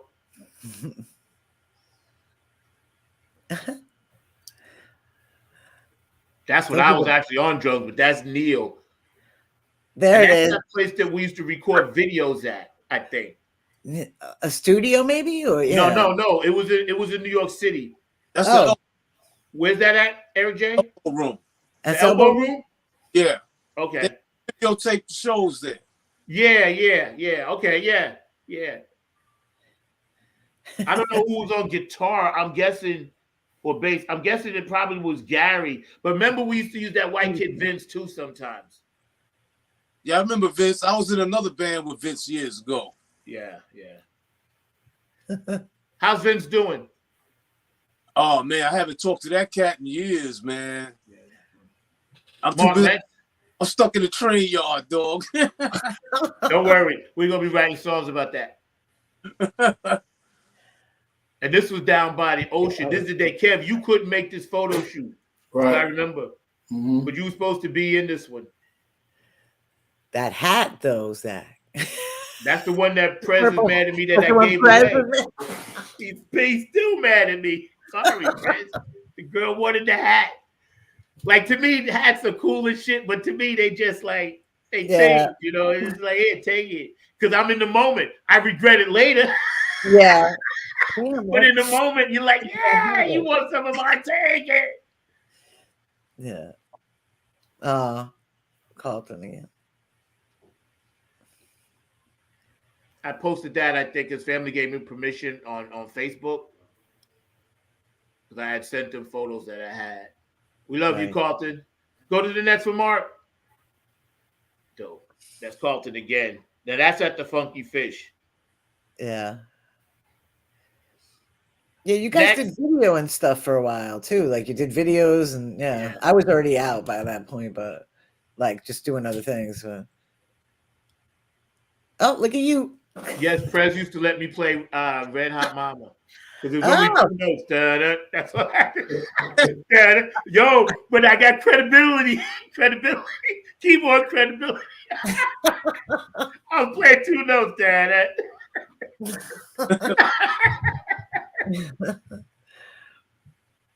Go to the next one, Mark. Some repeats. There's one that I got a side view of Kev that's like really dope. That was at that place that John and Joan met. In like on the other side of Wyandanch. What was that place? Eastport or Northport? Something like that. Yeah. Yeah. Go down, Mark, a little bit more. That one in the middle, right there underneath Carlton with Kev on the side, right there. No, the next one the one next to it. That's the typical Kev, the technician. I love that shot because it says it all. You hold the whole thing down. Now I don't know where this was. Was this in the basement of Wetlands? No, that was another spot in Long Island. I don't remember the name of that spot, but it was out here in Long Island somewhere. It was? Yeah. Okay. Yeah, because me and Eric showed up at that gig first, and we both came in the club by, there was nobody there, and the two of us walked in with trench coats, and we like scared the patrons of the club. So we came to stick the joint up, man. Yo, that's funny. That's funny. Next, Mark. Yeah, I just had to get that one in, Kev. Because, see, a lot of the shots, they're going to be in the collage. But I wanted to spend some time and reminisce a little bit about these. I don't know why that's sideways. But you don't get no points off production today, Mark, because you're doing a good job. Gary, I did text him earlier. In his heyday when he was holding it down, he was the original OG, on the bass, yeah. With Gary, he was always technically sounding good, He that's all he did. He lived, sleep, eat, think, break, bass. And even now, when I talk to him, he told me at last count he got like 18 bass guitars. That's it. Because every year he buys a new guitar. I was gonna say I always see his pictures of them and I'm like, ooh. Yeah, right. Every couple of boom, here's a new bass. That's my dog. Love you, Gary. All right, you can close these out, Mark, because I want to talk about something else while we got a little bit of time left. Thank you, bro. And of course, you can jump on at the end and jam it with us a little bit. But while we're here chatting, right? Your favorite memory, and we're gonna go around or whatever, and Eric, I'll let you go first since you was here, Eric J. What's your favorite memory? Oh, there's a lot, but I think one night we played La Bar Bat. And La Bar Bat! Wow! Remember that club? Yeah. We played there 2 times I could remember. But one time we played and my mother was there, and this guy that helped raise me when I was like 3 years old, 3 years old, he was there, and people from my neighborhood was there, and they just had a ball while we played. And I remember another time we played there, La Bar Bat, that we came on after KC and JoJo, and them cats didn't want to give up the stage. We actually opened for them.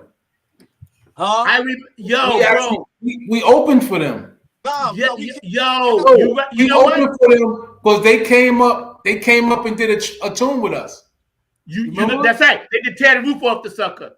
Yeah, They came up and did a tune with us. Yeah, because they were performing there that night, so it was about them. But we opened for them, and they came up because they kept standing out there, was grooving. And Zach said, "Yo, y'all want to come up?"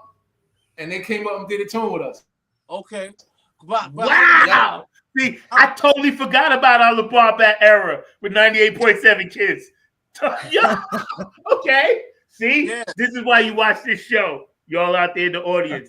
This is the shit that happened. Yo, La Bar Bat. Yeah, I haven't heard that name in forever. Yeah. Yeah, I remember we played there. And just about, I think my favorite time at the Funky Fish was the 4th anniversary of Nappy Head. That night was like just a total party up in it. Yeah. Wow.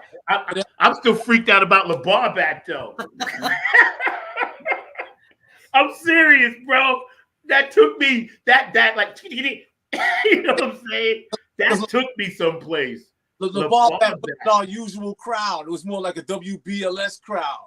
Yeah, but you know what? They played our tune in their ad. Oh, really? I forgot which one it was. Wow. I think it was Dirty Vamp. Because Wow. they played it. Because remember 98.7 Kiss and that lady, Wendy Williams, used to do the hosting. Now Yeah. it's all coming back to me. Yeah. Wow, LeBron, man. That's Joe Kev. That's worth the gold in the show right there. To say that, Casey and JoJo. Yeah. Amazing, man. Yo, Mark, run. Oh, go ahead, Eric J. And I remember one of the craziest nights we had was at the Fish when the power went out. Yes.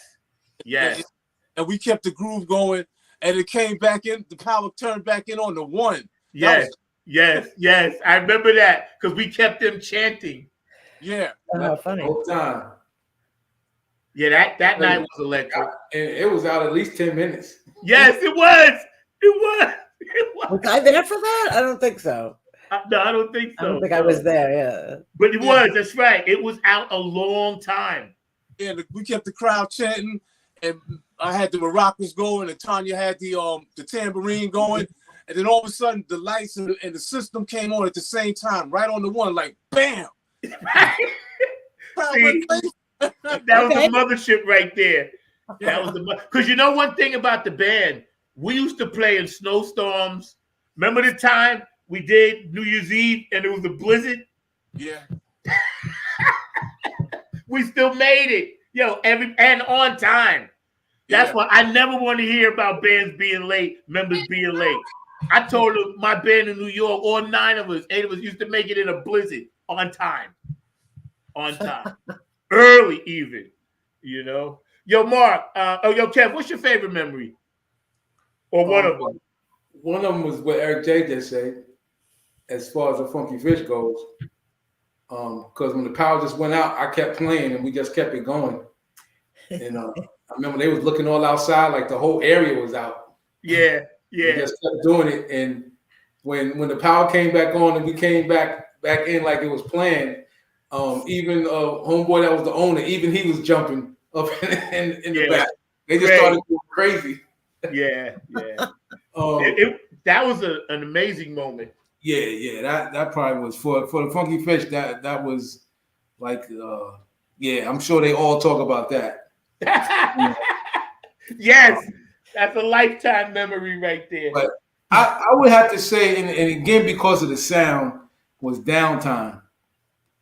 I don't know why we didn't get invited back, but I think because we came there, we put the fear in them, they didn't know who we were. Like we always open, and every band after us was like, "Oh man, what do we do?" You know, and like I say, when we opened for Living Color, they was shaking. Yo, Kev, I remember after we came off the stage, off of our set, and we hit the dressing room, Vernon and them was like, "Oh, y'all want us to work for our money tonight?" Yeah, they did. They were very gracious about that. They said that. They was like, "Y'all right there." Yeah, we ain't take no prisoners that night. I'm like, yeah, we should have been there opening act after that. Yeah. You know, Seriously. because we had our own material, you know. So, but that night I was like, and that makes a difference when the sound is right with that band. Yeah, it don't matter who else is on the shoulders. Yeah, that's right. See, and that was because we had got into that pocket, you know, because playing the places we used to play, some of them was like rehearsal. It was nobody, you know. Kev and I talked about the story where the bartender, she said, "Wow, man, they all missed it. Nobody was here." Right. That was enough, and that was one that really showed the character of the band. Yeah. Like, you know, for the owner to go, he was like, "Man, I can't believe." He said they missed it, you know, and they couldn't believe that we played like we did and nobody was there. Yeah. And the respect that he had, because even like you said, the bartender was like, "Wow, I've never seen that before." Yeah. Y'all act like it was a full house. Yeah. You know, and I'm like, you know, Zach, we a drummer. I'm going, "Oh, you think I'm gonna set all this up and not play?" Exactly. You gonna set this equipment up? You doing right? Even if we just playing for ourselves. Yeah. See, that's when I knew we was in love with each other as far as a family, because only a family would do that to that level of like it's a packed house and it's empty. Oh, and we did that more than once. We it's did it a lot. like It happened a lot, man. But like then, that you good know, time. yeah, like you said, and the universe, yes, exactly. That's how we was getting tight and working on stuff. Because I would always come back to the next rehearsal like, listen, this chant is going in now. Let's do this. Because I would be listening to what y'all were playing. You were also amazing. I was like writing songs all the time in my head and chants. Because based off the music. Because the music was here, the vocals had to always like keep up with it. Because y'all was crushing it. There was times when literally I had to whip y'all down. I'll tell my favorite story after Pat. Pat, go ahead. That's funny. I remember playing gigs like that with Daughter Judy, where you played even though there was nobody in the room, and then we get that same response. It was fun. Where the bartenders or the club owner would be like, "Hey, thank you for doing that because we enjoyed it." Like, they really dug it. But for Nappy Head, I don't know. It might have been that 3-hour show at Kenny's. And I just remember just like bouncing the whole time. We did that thing where we would jump up and down. And then also there was the cruise. We did a boat cruise. God. And I think Neil wasn't Neil on the boat cruise too? Neil was drunk. Glenn Goins' brother, Kevin Goins, was drunk. Yeah. I was so pissed. Boy, and I was like, help! Like, but that was fun. That was a fun gig. And I had to do the drama meeting before. Right? That was fun. That was crazy. I wanted to take a flamethrower to them. Oh.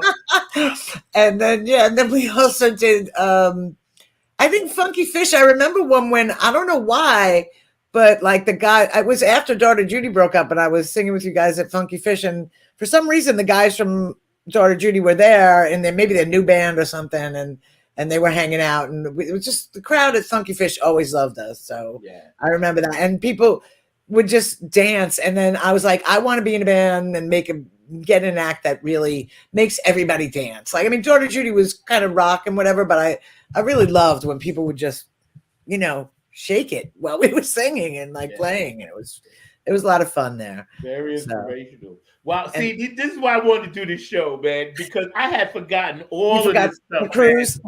The cruise. And I don't even swim. I didn't even like water. I had no business out there. And when we was coming in the dock, remember the shit was rocking like that? Oh, God. Yeah, I was so sick by the end of it. They showed up drunk, bro. Yeah. Not just like tipsy. No, they Eddie were Hazel's mother was there. Right? Yes. He came on it, right? And we were supposed to be playing Maggot Brain. We was trying to play Maggot Brain, and they were singing Mothership Connection. And he'd come up, got screwed up. I was so pissed, believe it or not, and I love them both dearly because I have seen them. Funny. And I actually played with Kevin, like at the Funketeers Ball a couple years ago. So Kevin is dope, Neil is dope. I love y'all, but I fired y'all the next day. I called them up. I was like, y'all out, out. Can we? No, out. But we didn't, out. The next day. But my favorite memory, and I'm going to keep it short because we got some videos to show, is when I first brought in Atomic Dog. It's a 2-part memory, right? Right? So we was in rehearsal, right? And as soon as it dropped, Pearl hit the floor. Bang! He just fell on the floor, right? And I was like, oh, I can see now what this is going to be about. So we played it the first time at the Funky Fish, right? And remember the girl Vera? Yeah. All right, you remember Vera. That's your family somewhere in there. I went to school with her. And her friend came, right? And we playing, and we always worked the song a long time before we did lyrics if it was new so we could get the groove. That's why them songs were so long. Yeah. And we started hitting it.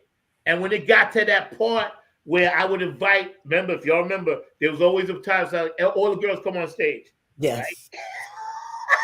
They all come on stage, right?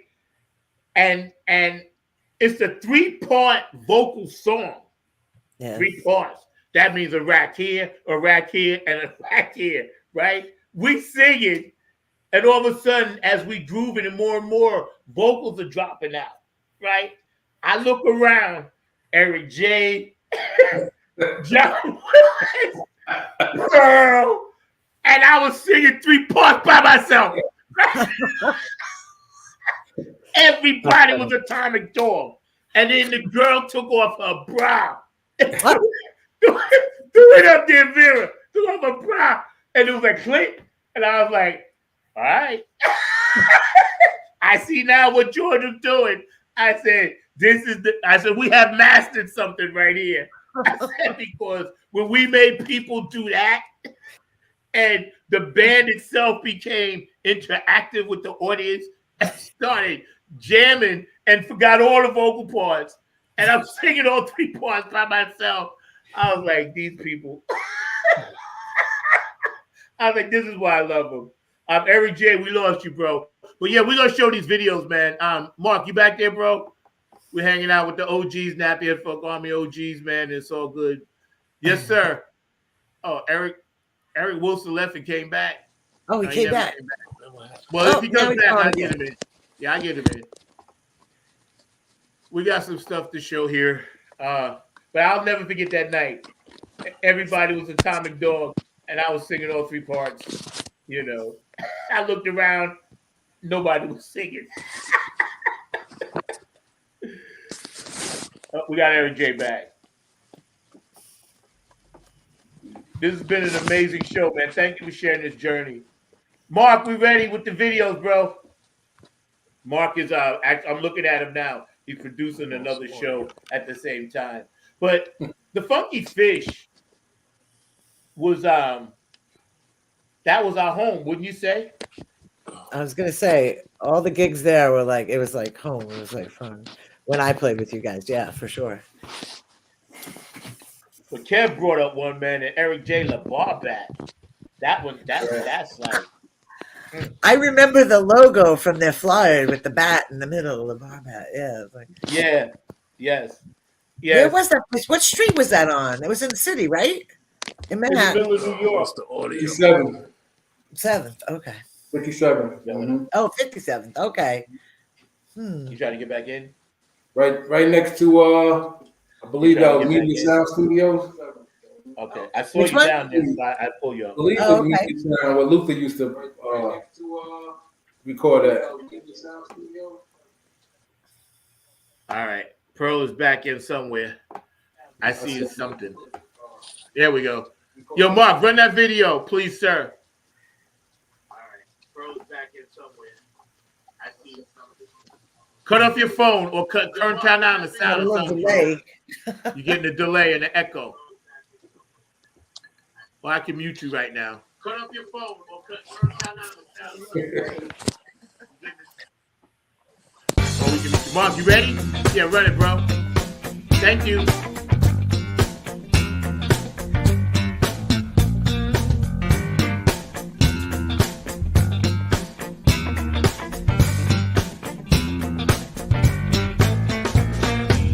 It's what I do, it's what I am.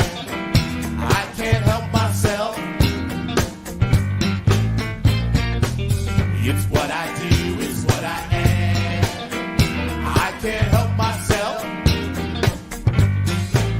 Check it out. It's in my blood, as thick as mud. Every morning I wake up with the song on my mind. On my mind. I said I don't know how it came to be, but the phone sure enough got a hold on me, and I keep singing, it's what I do, it's what I am. I can't help myself. It's what I do, it's what I am. I can't help myself. I got the funk, man. I say to everybody screaming and shout, we're gonna funk you inside out.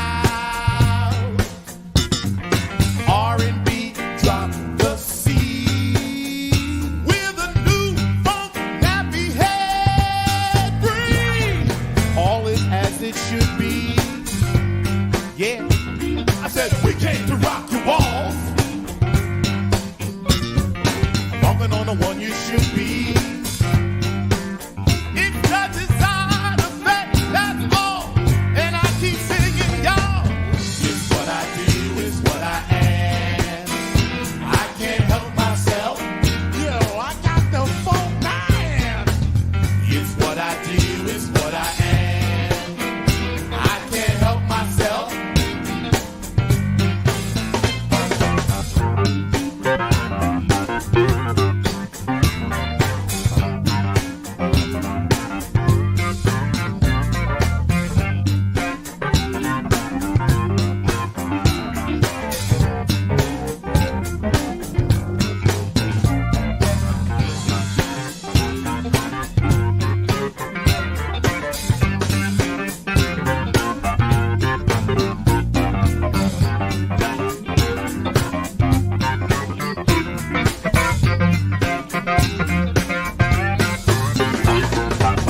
It's what I do, it's what I am.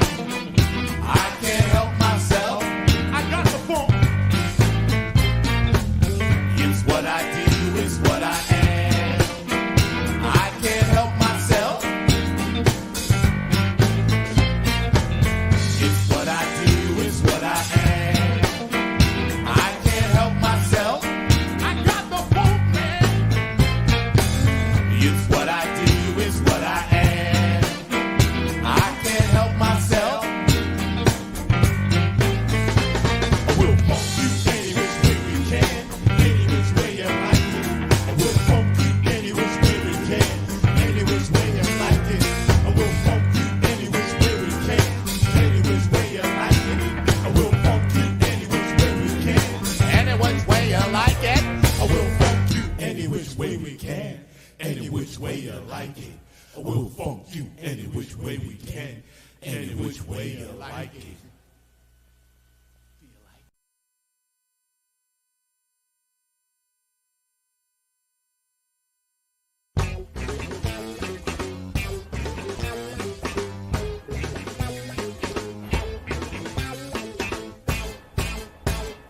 Give it to me. We want it. Give it to me. That funk. We need it. Give it to me. We want it. Give it to me. We need it. Come on. Give it to me. We want it. Give it to me. That funk. We need it. What do we need? Give it to me. We want it. Give it to me. We need it. We come in peace with just a little bit of funk for ya. Every time we meet, I want to have a little something for ya. It don't matter what city you're in, when you're funkin' for fun, it ain't no sin. So get your funk on and come join the funk army. Gonna get your butt on the floor, gonna get your party and more and more and more. Gonna get your butt on the floor, gonna get your party and more and more and more. Gonna get your butt on the floor, gonna get your party and more and more and more. Gonna get your butt on the floor, gonna get your party and more and more and more. If you can't, you can't, and if you can, you can. There's gonna be a funk infection. If you do, you do. And if you don't, you don't. It's gonna be a funk infection all over the world, or it won't. If you can't, you can't. And if you can, you can. There ain't no sin with the funk coming. If you do, you do. And if you don't, you don't. It's gonna be a party down at Stream Ring tonight. Gonna be a funk infection all over the world. Can't you see? Gonna be a funk infection in the year 2003. Gonna be a funk infection all over the world. Can't you see? Gonna be a funk infection in the year 2003. The funk infection hits you like the flu. You'll be funkin' and funkin' like the Warriors of Woo. Breaking out in a funky sweat, running all down your back. You gotta roll down to the Stream Ring for a nappy head attack. We come in peace to help you release some of that funky, funky, funky stuff. It don't matter what color you are, everybody is a star. So shine it up. This little light of mine, gonna get your butt on the floor, gonna get your party and more, y'all, more and more. Gonna get your butt on the floor, gonna get Yo, let me tell you. That was fun. Powerful stuff. Powerful stuff. There's a part 2 to that too, and then of course God. But there you go, Miss Pat. But yeah, man, you know, That was great. 2003. That I would say that would be we was a force to be reckoned with right there. That was the all boys version of that. Yeah, I was gonna say, where's the girls? There Where's was. the ladies?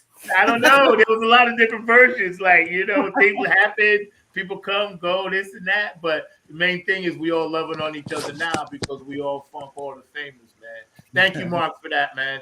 We got about like 5-10 more minutes, and we're gonna stop this around 2:05. People got things to do, but we're gonna do this again, you know, and periodically, you know, because we just got to stay closer together, man. I plan on actually going to Dayton. Anybody that can make it, I'll see what the budget is. But I'm going to actually do this collage thing on my birthday, March 28th.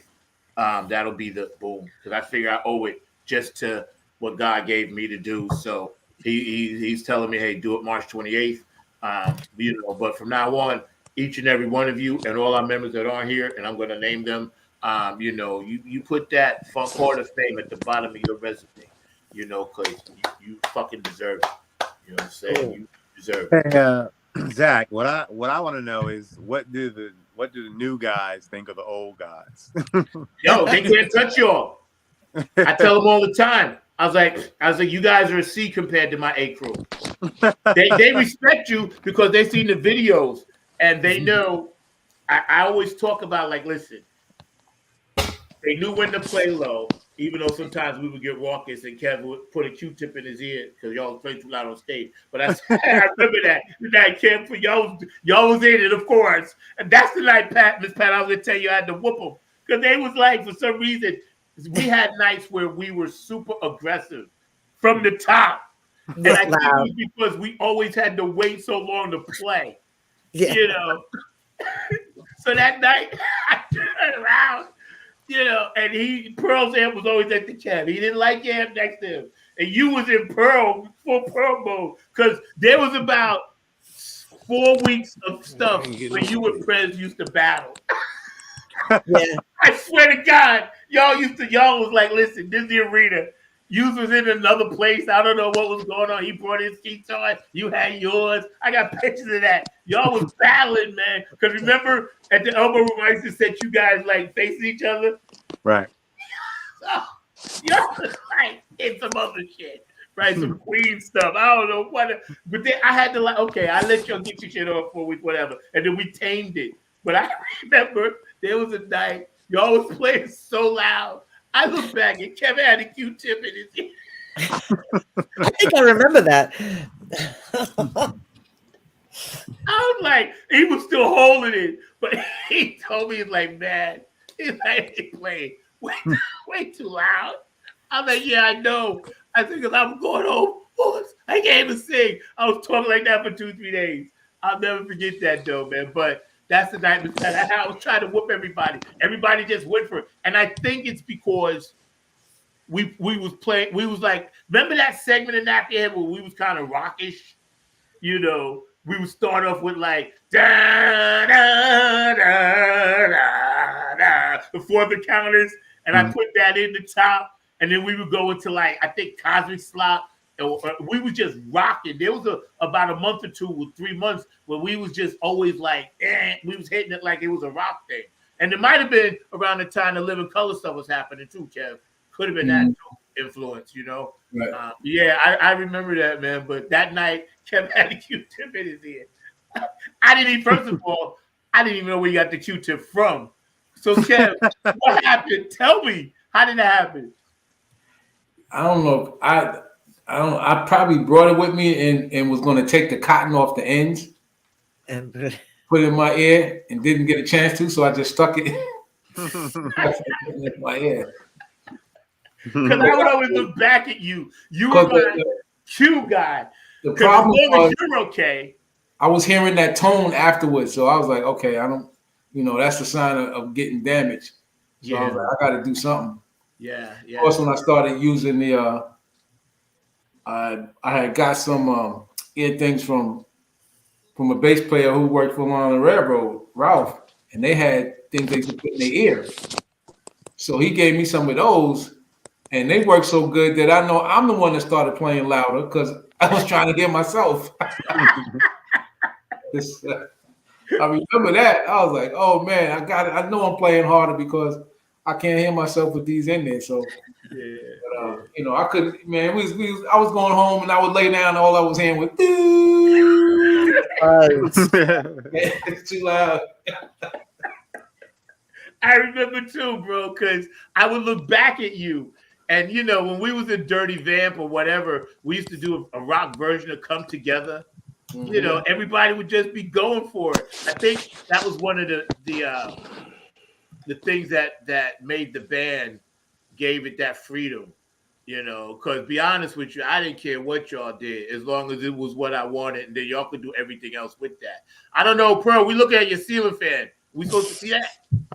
Did he fall over? Nah, I had to bend over the dick to get something. It's a nice ceiling fan, by the way. Beautiful. I'm gonna give each one of you the full screen last word, man, and then you know we're gonna say our farewells for now. It's been an amazing show. Those of you watching, these OGs and the ones I'm about to name are Funk Hall of Famers. You know, and there will be enshrinement into Dayton, Ohio, Funk Hall of Fame Exhibition Center. And my guy, David Webb, I can't thank you enough, you know, for this honor. You know, we will be a fly on the wall in the Hall of Fame. And no matter what happens, centuries from now, 100 years, 50 years, 10 years, this is something they can never take away from y'all. So my hat's off to you. You never take it away. So congratulations, man. Cool. Miss Pat, I'm gonna start with you ladies first, man. Mark, can we give Miss Pat? You still produce? Oh, wait a second. Mark, you want to pop on or no? You want to pop in? I know he does. You want to pop in?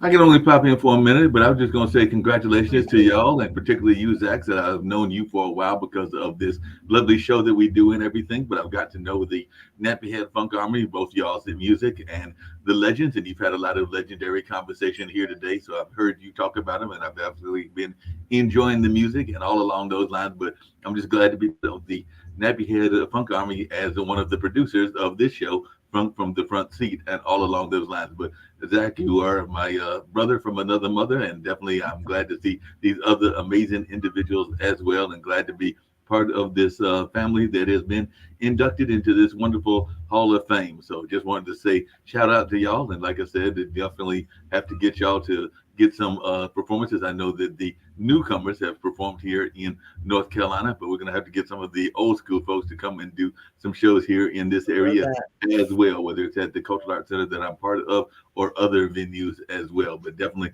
looking forward to seeing some of y'all perform and let people know about y'all's legendary skills and what y'all are all about. So I've been listening to the conversation. It's been funny hearing all these stories that y'all have been sharing about what y'all's life was like there in New York City and what it was like establishing this great brand that has got this all-time honor and all along those lines. So Zach, I'm just glad that you allowed me to be part of this family and all along those lines, but you are definitely somebody that I have a great deal of respect for, just like I've gotten to meet a number of your individuals like Kevin and a number of others through this platform, and have definitely got to learn a lot about their skills and their amazing technology and all they're about and all along those lines. And definitely y'all have continued that stream of great funk music and just great music in general. As Zach will tell you, I'm a big fan of blues and jazz, but also now have become a bigger fan of funk music as well. And I know how the continuum is part of all of the music being honored. So by y'all being honored, I know that y'all are also part of a legacy that includes some great musicians that are also playing not just the funk music, but also jazz and blues and a number of other sounds as well. So as a radio DJ for a college radio station here in Durham, North Carolina, as well as having done it in the past for community college and being involved in the live stream space. I'm looking forward to dropping some of y'all's old music on some of the platforms that I'm part of, and just letting folks know all of the amazing things that y'all have done in the past, but will be continuing to do in the future, because I know that all of you are great educators and are bringing that next string of musicians into the fold. So on that note, I'm going to get on out of here, but I just wanted to share that I am honored to be part of the family. Thank you. And like he said, he's my brother from another mother, got me started on this platform, taught me the ropes, taught me the ins and outs, great producer, always there for me no matter what, and has always supported. He was the only person in North Carolina that believed in the vision that I had when I first moved here. The only person, bar none, nobody else believed it. And down here. And that's why Mark arrived with me till I died. So Mark, you go into the Funk Hall of Fame. But I'm going to give Miss Pat the full skill. Can we give Miss Pat and then Pearl and then Kevin and then me in that order? Yep, no problem. You said Miss Pat first? And yeah, and take as long as you want, Miss Pat, because you deserve this. We're going to give you the full screen. Oh, well. Hold on 1 second. Yeah, wait till you get on full no, screen. just me? This is full screen time. Yes, it is. Well, it's just so much fun. Such great memories singing with you guys. And it's so wonderful that you did all that work to get us into the Funk Hall of Fame, which is awesome. And thank you, and for your persistence. Oh, look, there goes my nappy head. But yeah, it's always wonderful to be able to share music with people. And I have like such great memories, and I'm so happy to have been part of it. And I hope that at some point we will all get together again and do some singing and playing. So, but thank you so much.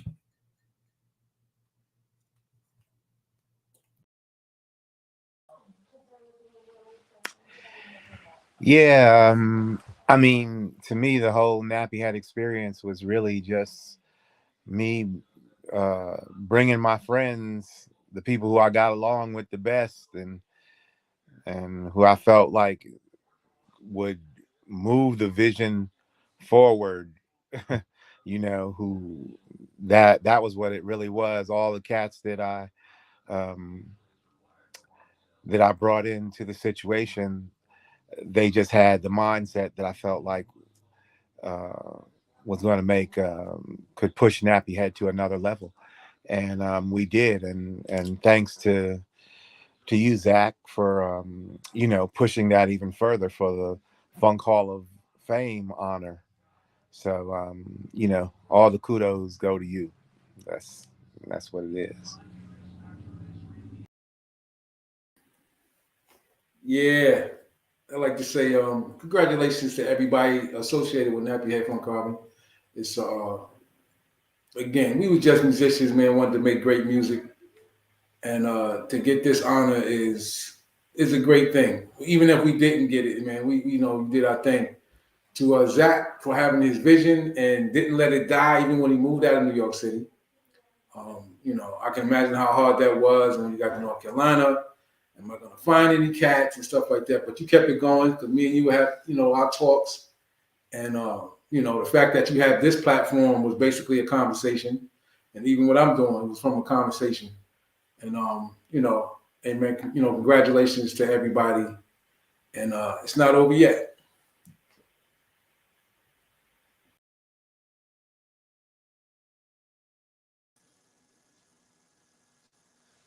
Hey, yeah.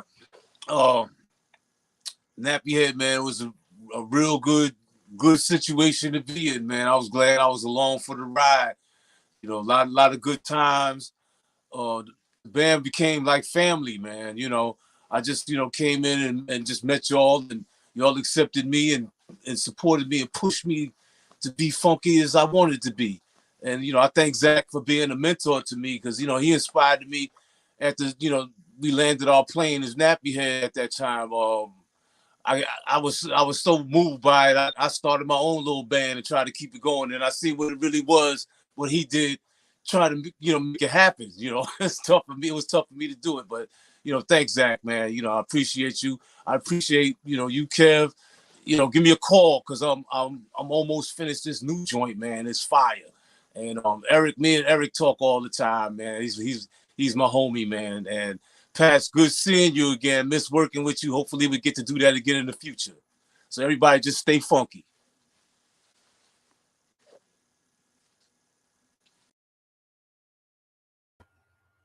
Yo, I'm just smiling from ear to ear. Tears coming down. Yeah, man, this is yeah, it's emotional. It's emotional, man. And it's like Carlton, Chev, Eric J, Pearl, Prez, Mark, Pat, Andy, Gary, Ainsley, Tanya, Tim, John P, Daryl Johnson,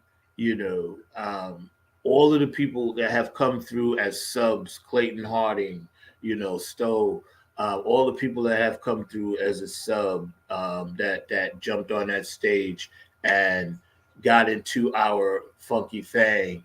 I love you all for that. Thank you, David Webb, and the Funk Chronicles Hall of Fame and Exhibition Center. Thank you for this honor. I'm very humbled by it, and it means a lot to be a Club Funketeer Ambassador Vice President and do things with Patty Collins and, Bootsy, and just having the support of the Funk Nation. And kudos to Tony Cam and the Funk All-Stars that I sing with. And kudos to the Nappy Head Funk Army 2.0, my girls and guys down here, Ralph and Martell, and Jake Winslow and Penda and Jazz Michelli, and Helena Redmond and Mangus DC. I love all you guys, and, your time will come. But this today is about my OGs, and I love my OGs and will always be, and we are not done yet, like Kev said. Peace. Mark, we're going to get out of here with a full screen. I want everybody on, and we're going to do United We Stand. Can you put us to the side, please? And that's how we're going to roll, because united we stand, divided we fall. Should our backs ever be against the wall, we'll be together. We ain't going to quit until the jam is done. All right. And Pearl, we ain't actually playing on stage, but I believe you owe me $1. We made a bet a long time ago, and I know you remember, because you got a brain like a steel trap. I told you something was gonna happen. We're gonna be on stage, this and that. This ain't quite that yet, but I will pretty much say you can pay me $1. Let's make it happen soon. I think when I sent you that bass, when you left your bass. Oh yes, I paid in full and then some. You right. You're absolutely right. I forgot about. Hey, yo, man, what time is it? You know what time it is, man. 2 a.m.? Yeah, man. Man, you know what? What's that? It's 8:46, bro. Wow, that's deep. Yeah, you know what time that is. Yeah, man. Nappy Head. Yo. Funk Army. What's up? Stand up. Get it live, y'all. Yo, Mo, drop that beat. You know what we gotta do. Yeah, man. We bringing this funk just for you. Repeat after me. Say, you don't have to be the best, just gotta outlast the rest. You don't have to be the best, you don't, just gotta outlast the rest. You don't have to be the best, just gotta outlast the rest. You don't have to be the best, just gotta outlast the rest. United we stand, divided we fall. Should our backs ever be against the wall, we'll be together until the jam is done. I'ma say that again for you. United we stand, divided we fall. Should our backs ever be against the wall, we'll be together until the jam is done. Here we go, y'all. Now let me tell you a little story about United We Stand. It says we're gonna funk across this funkless land. We gon' stand up and let our voices be heard. We ain't gonna let nobody stop us from spreading the spiritual word. The ruthless corporate greedy don't give a damn about the needy. We need everybody in the house to join us on this one, all right? Y'all say, united we stand, divided we fall. Should our backs ever be against the wall, we'll be together until the jam is done. Are y'all out there? You feeling me? United we stand. Come on, y'all. Divided we fall.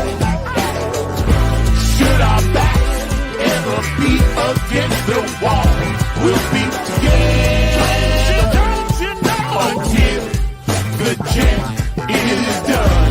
Yeah. Check. 1, 2, 1, 2. United we stand. Divided we fall. With the poor people most of all, as they poison our mind with food control. Third eye is wise, sacrifice. Wake up and see what they doing to you and me. Keeping a separate product of Illuminati, like the jail cell did my boss John Gotti. Dirty politics and high-priced prostitution reside in all the important positions. Just look around at the injustice in the world. Some forced to live in a deplorable conditions. Watch what we do. This rap is coming up just for you. So sit back, relax, check out our phone calls. The nappy hip-hop army always bumping in your drum. Tweet, the TikTok. The ruthless corporate greedies don't give a damn about the needies. A movement, genocide and homicide is happening all around the world. Promise me this, promise me that, when all the fat cats stabbing us in the back.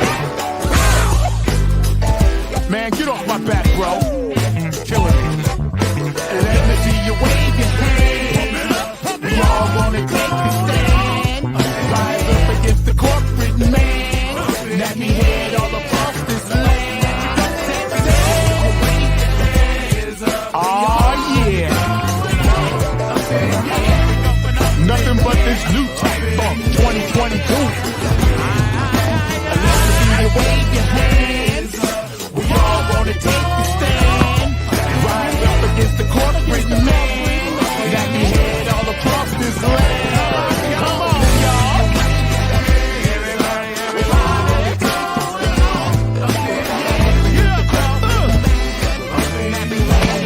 Come on, man.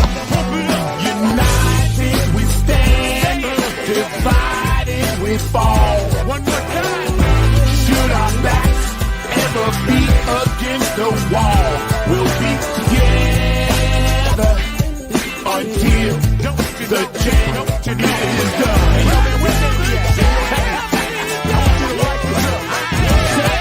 United we stand, divided we fall.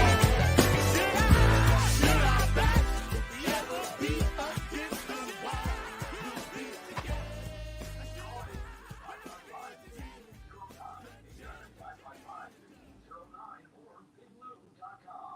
What's up, Georgia Funkavinci? Yeah, Joe. Man. Ah, my God, you guys are amazing. So we're going to say goodbye, folks from the front seat, just for now. All of us know this is just the beginning to a whole new nappy head chapter, you know, all of these brothers and sisters that I'm about to name are Funk Hall of Famers that I named before. So, kudos to everybody that supports this show. JTRP, P-Funk Radio. I know Keith, you was calling me. I'll call you in a minute. Bootsy and Patty, of course. HJ Entertainment, Kanan Jams, Tony Cameron Funk All-Stars, Nappy Head Funk Army, you guys, and Nappy Head Funk Army 2.0, my guys and girls here. Oak City Music Collective, my managed company here. I love you guys. Afterglow 92416. Q&A Entertainment. I love you. Brooke Clagett, my Funk Angel. Benevolent Funk, Donna Sneed, Boogie Munson, I love you. Love TXS Energy Drinks, Patricia Dioria, Curtis, Will Vinci for always hooking me up with the dope artwork. DJ Coccolino in Italy for always spinning my stuff. DJ, Elizabeth in Ireland, and of course, DJ Monica in Sweden always playing our stuff. And David Webb, you the man. I love you. We get ready to get out of here. Y'all take care. Thank you for tuning in, and I'll see you next week. And if I don't see you next week and we do a rerun, you have a happy holiday season. Enjoy yourself. Stay safe because it's about to get happy holidays. Yeah, man. So it's all good. Mark, we can get out of here now. Funk Hall of Famers. Put that on your resume. Hi, guys. How you like me now? Peace.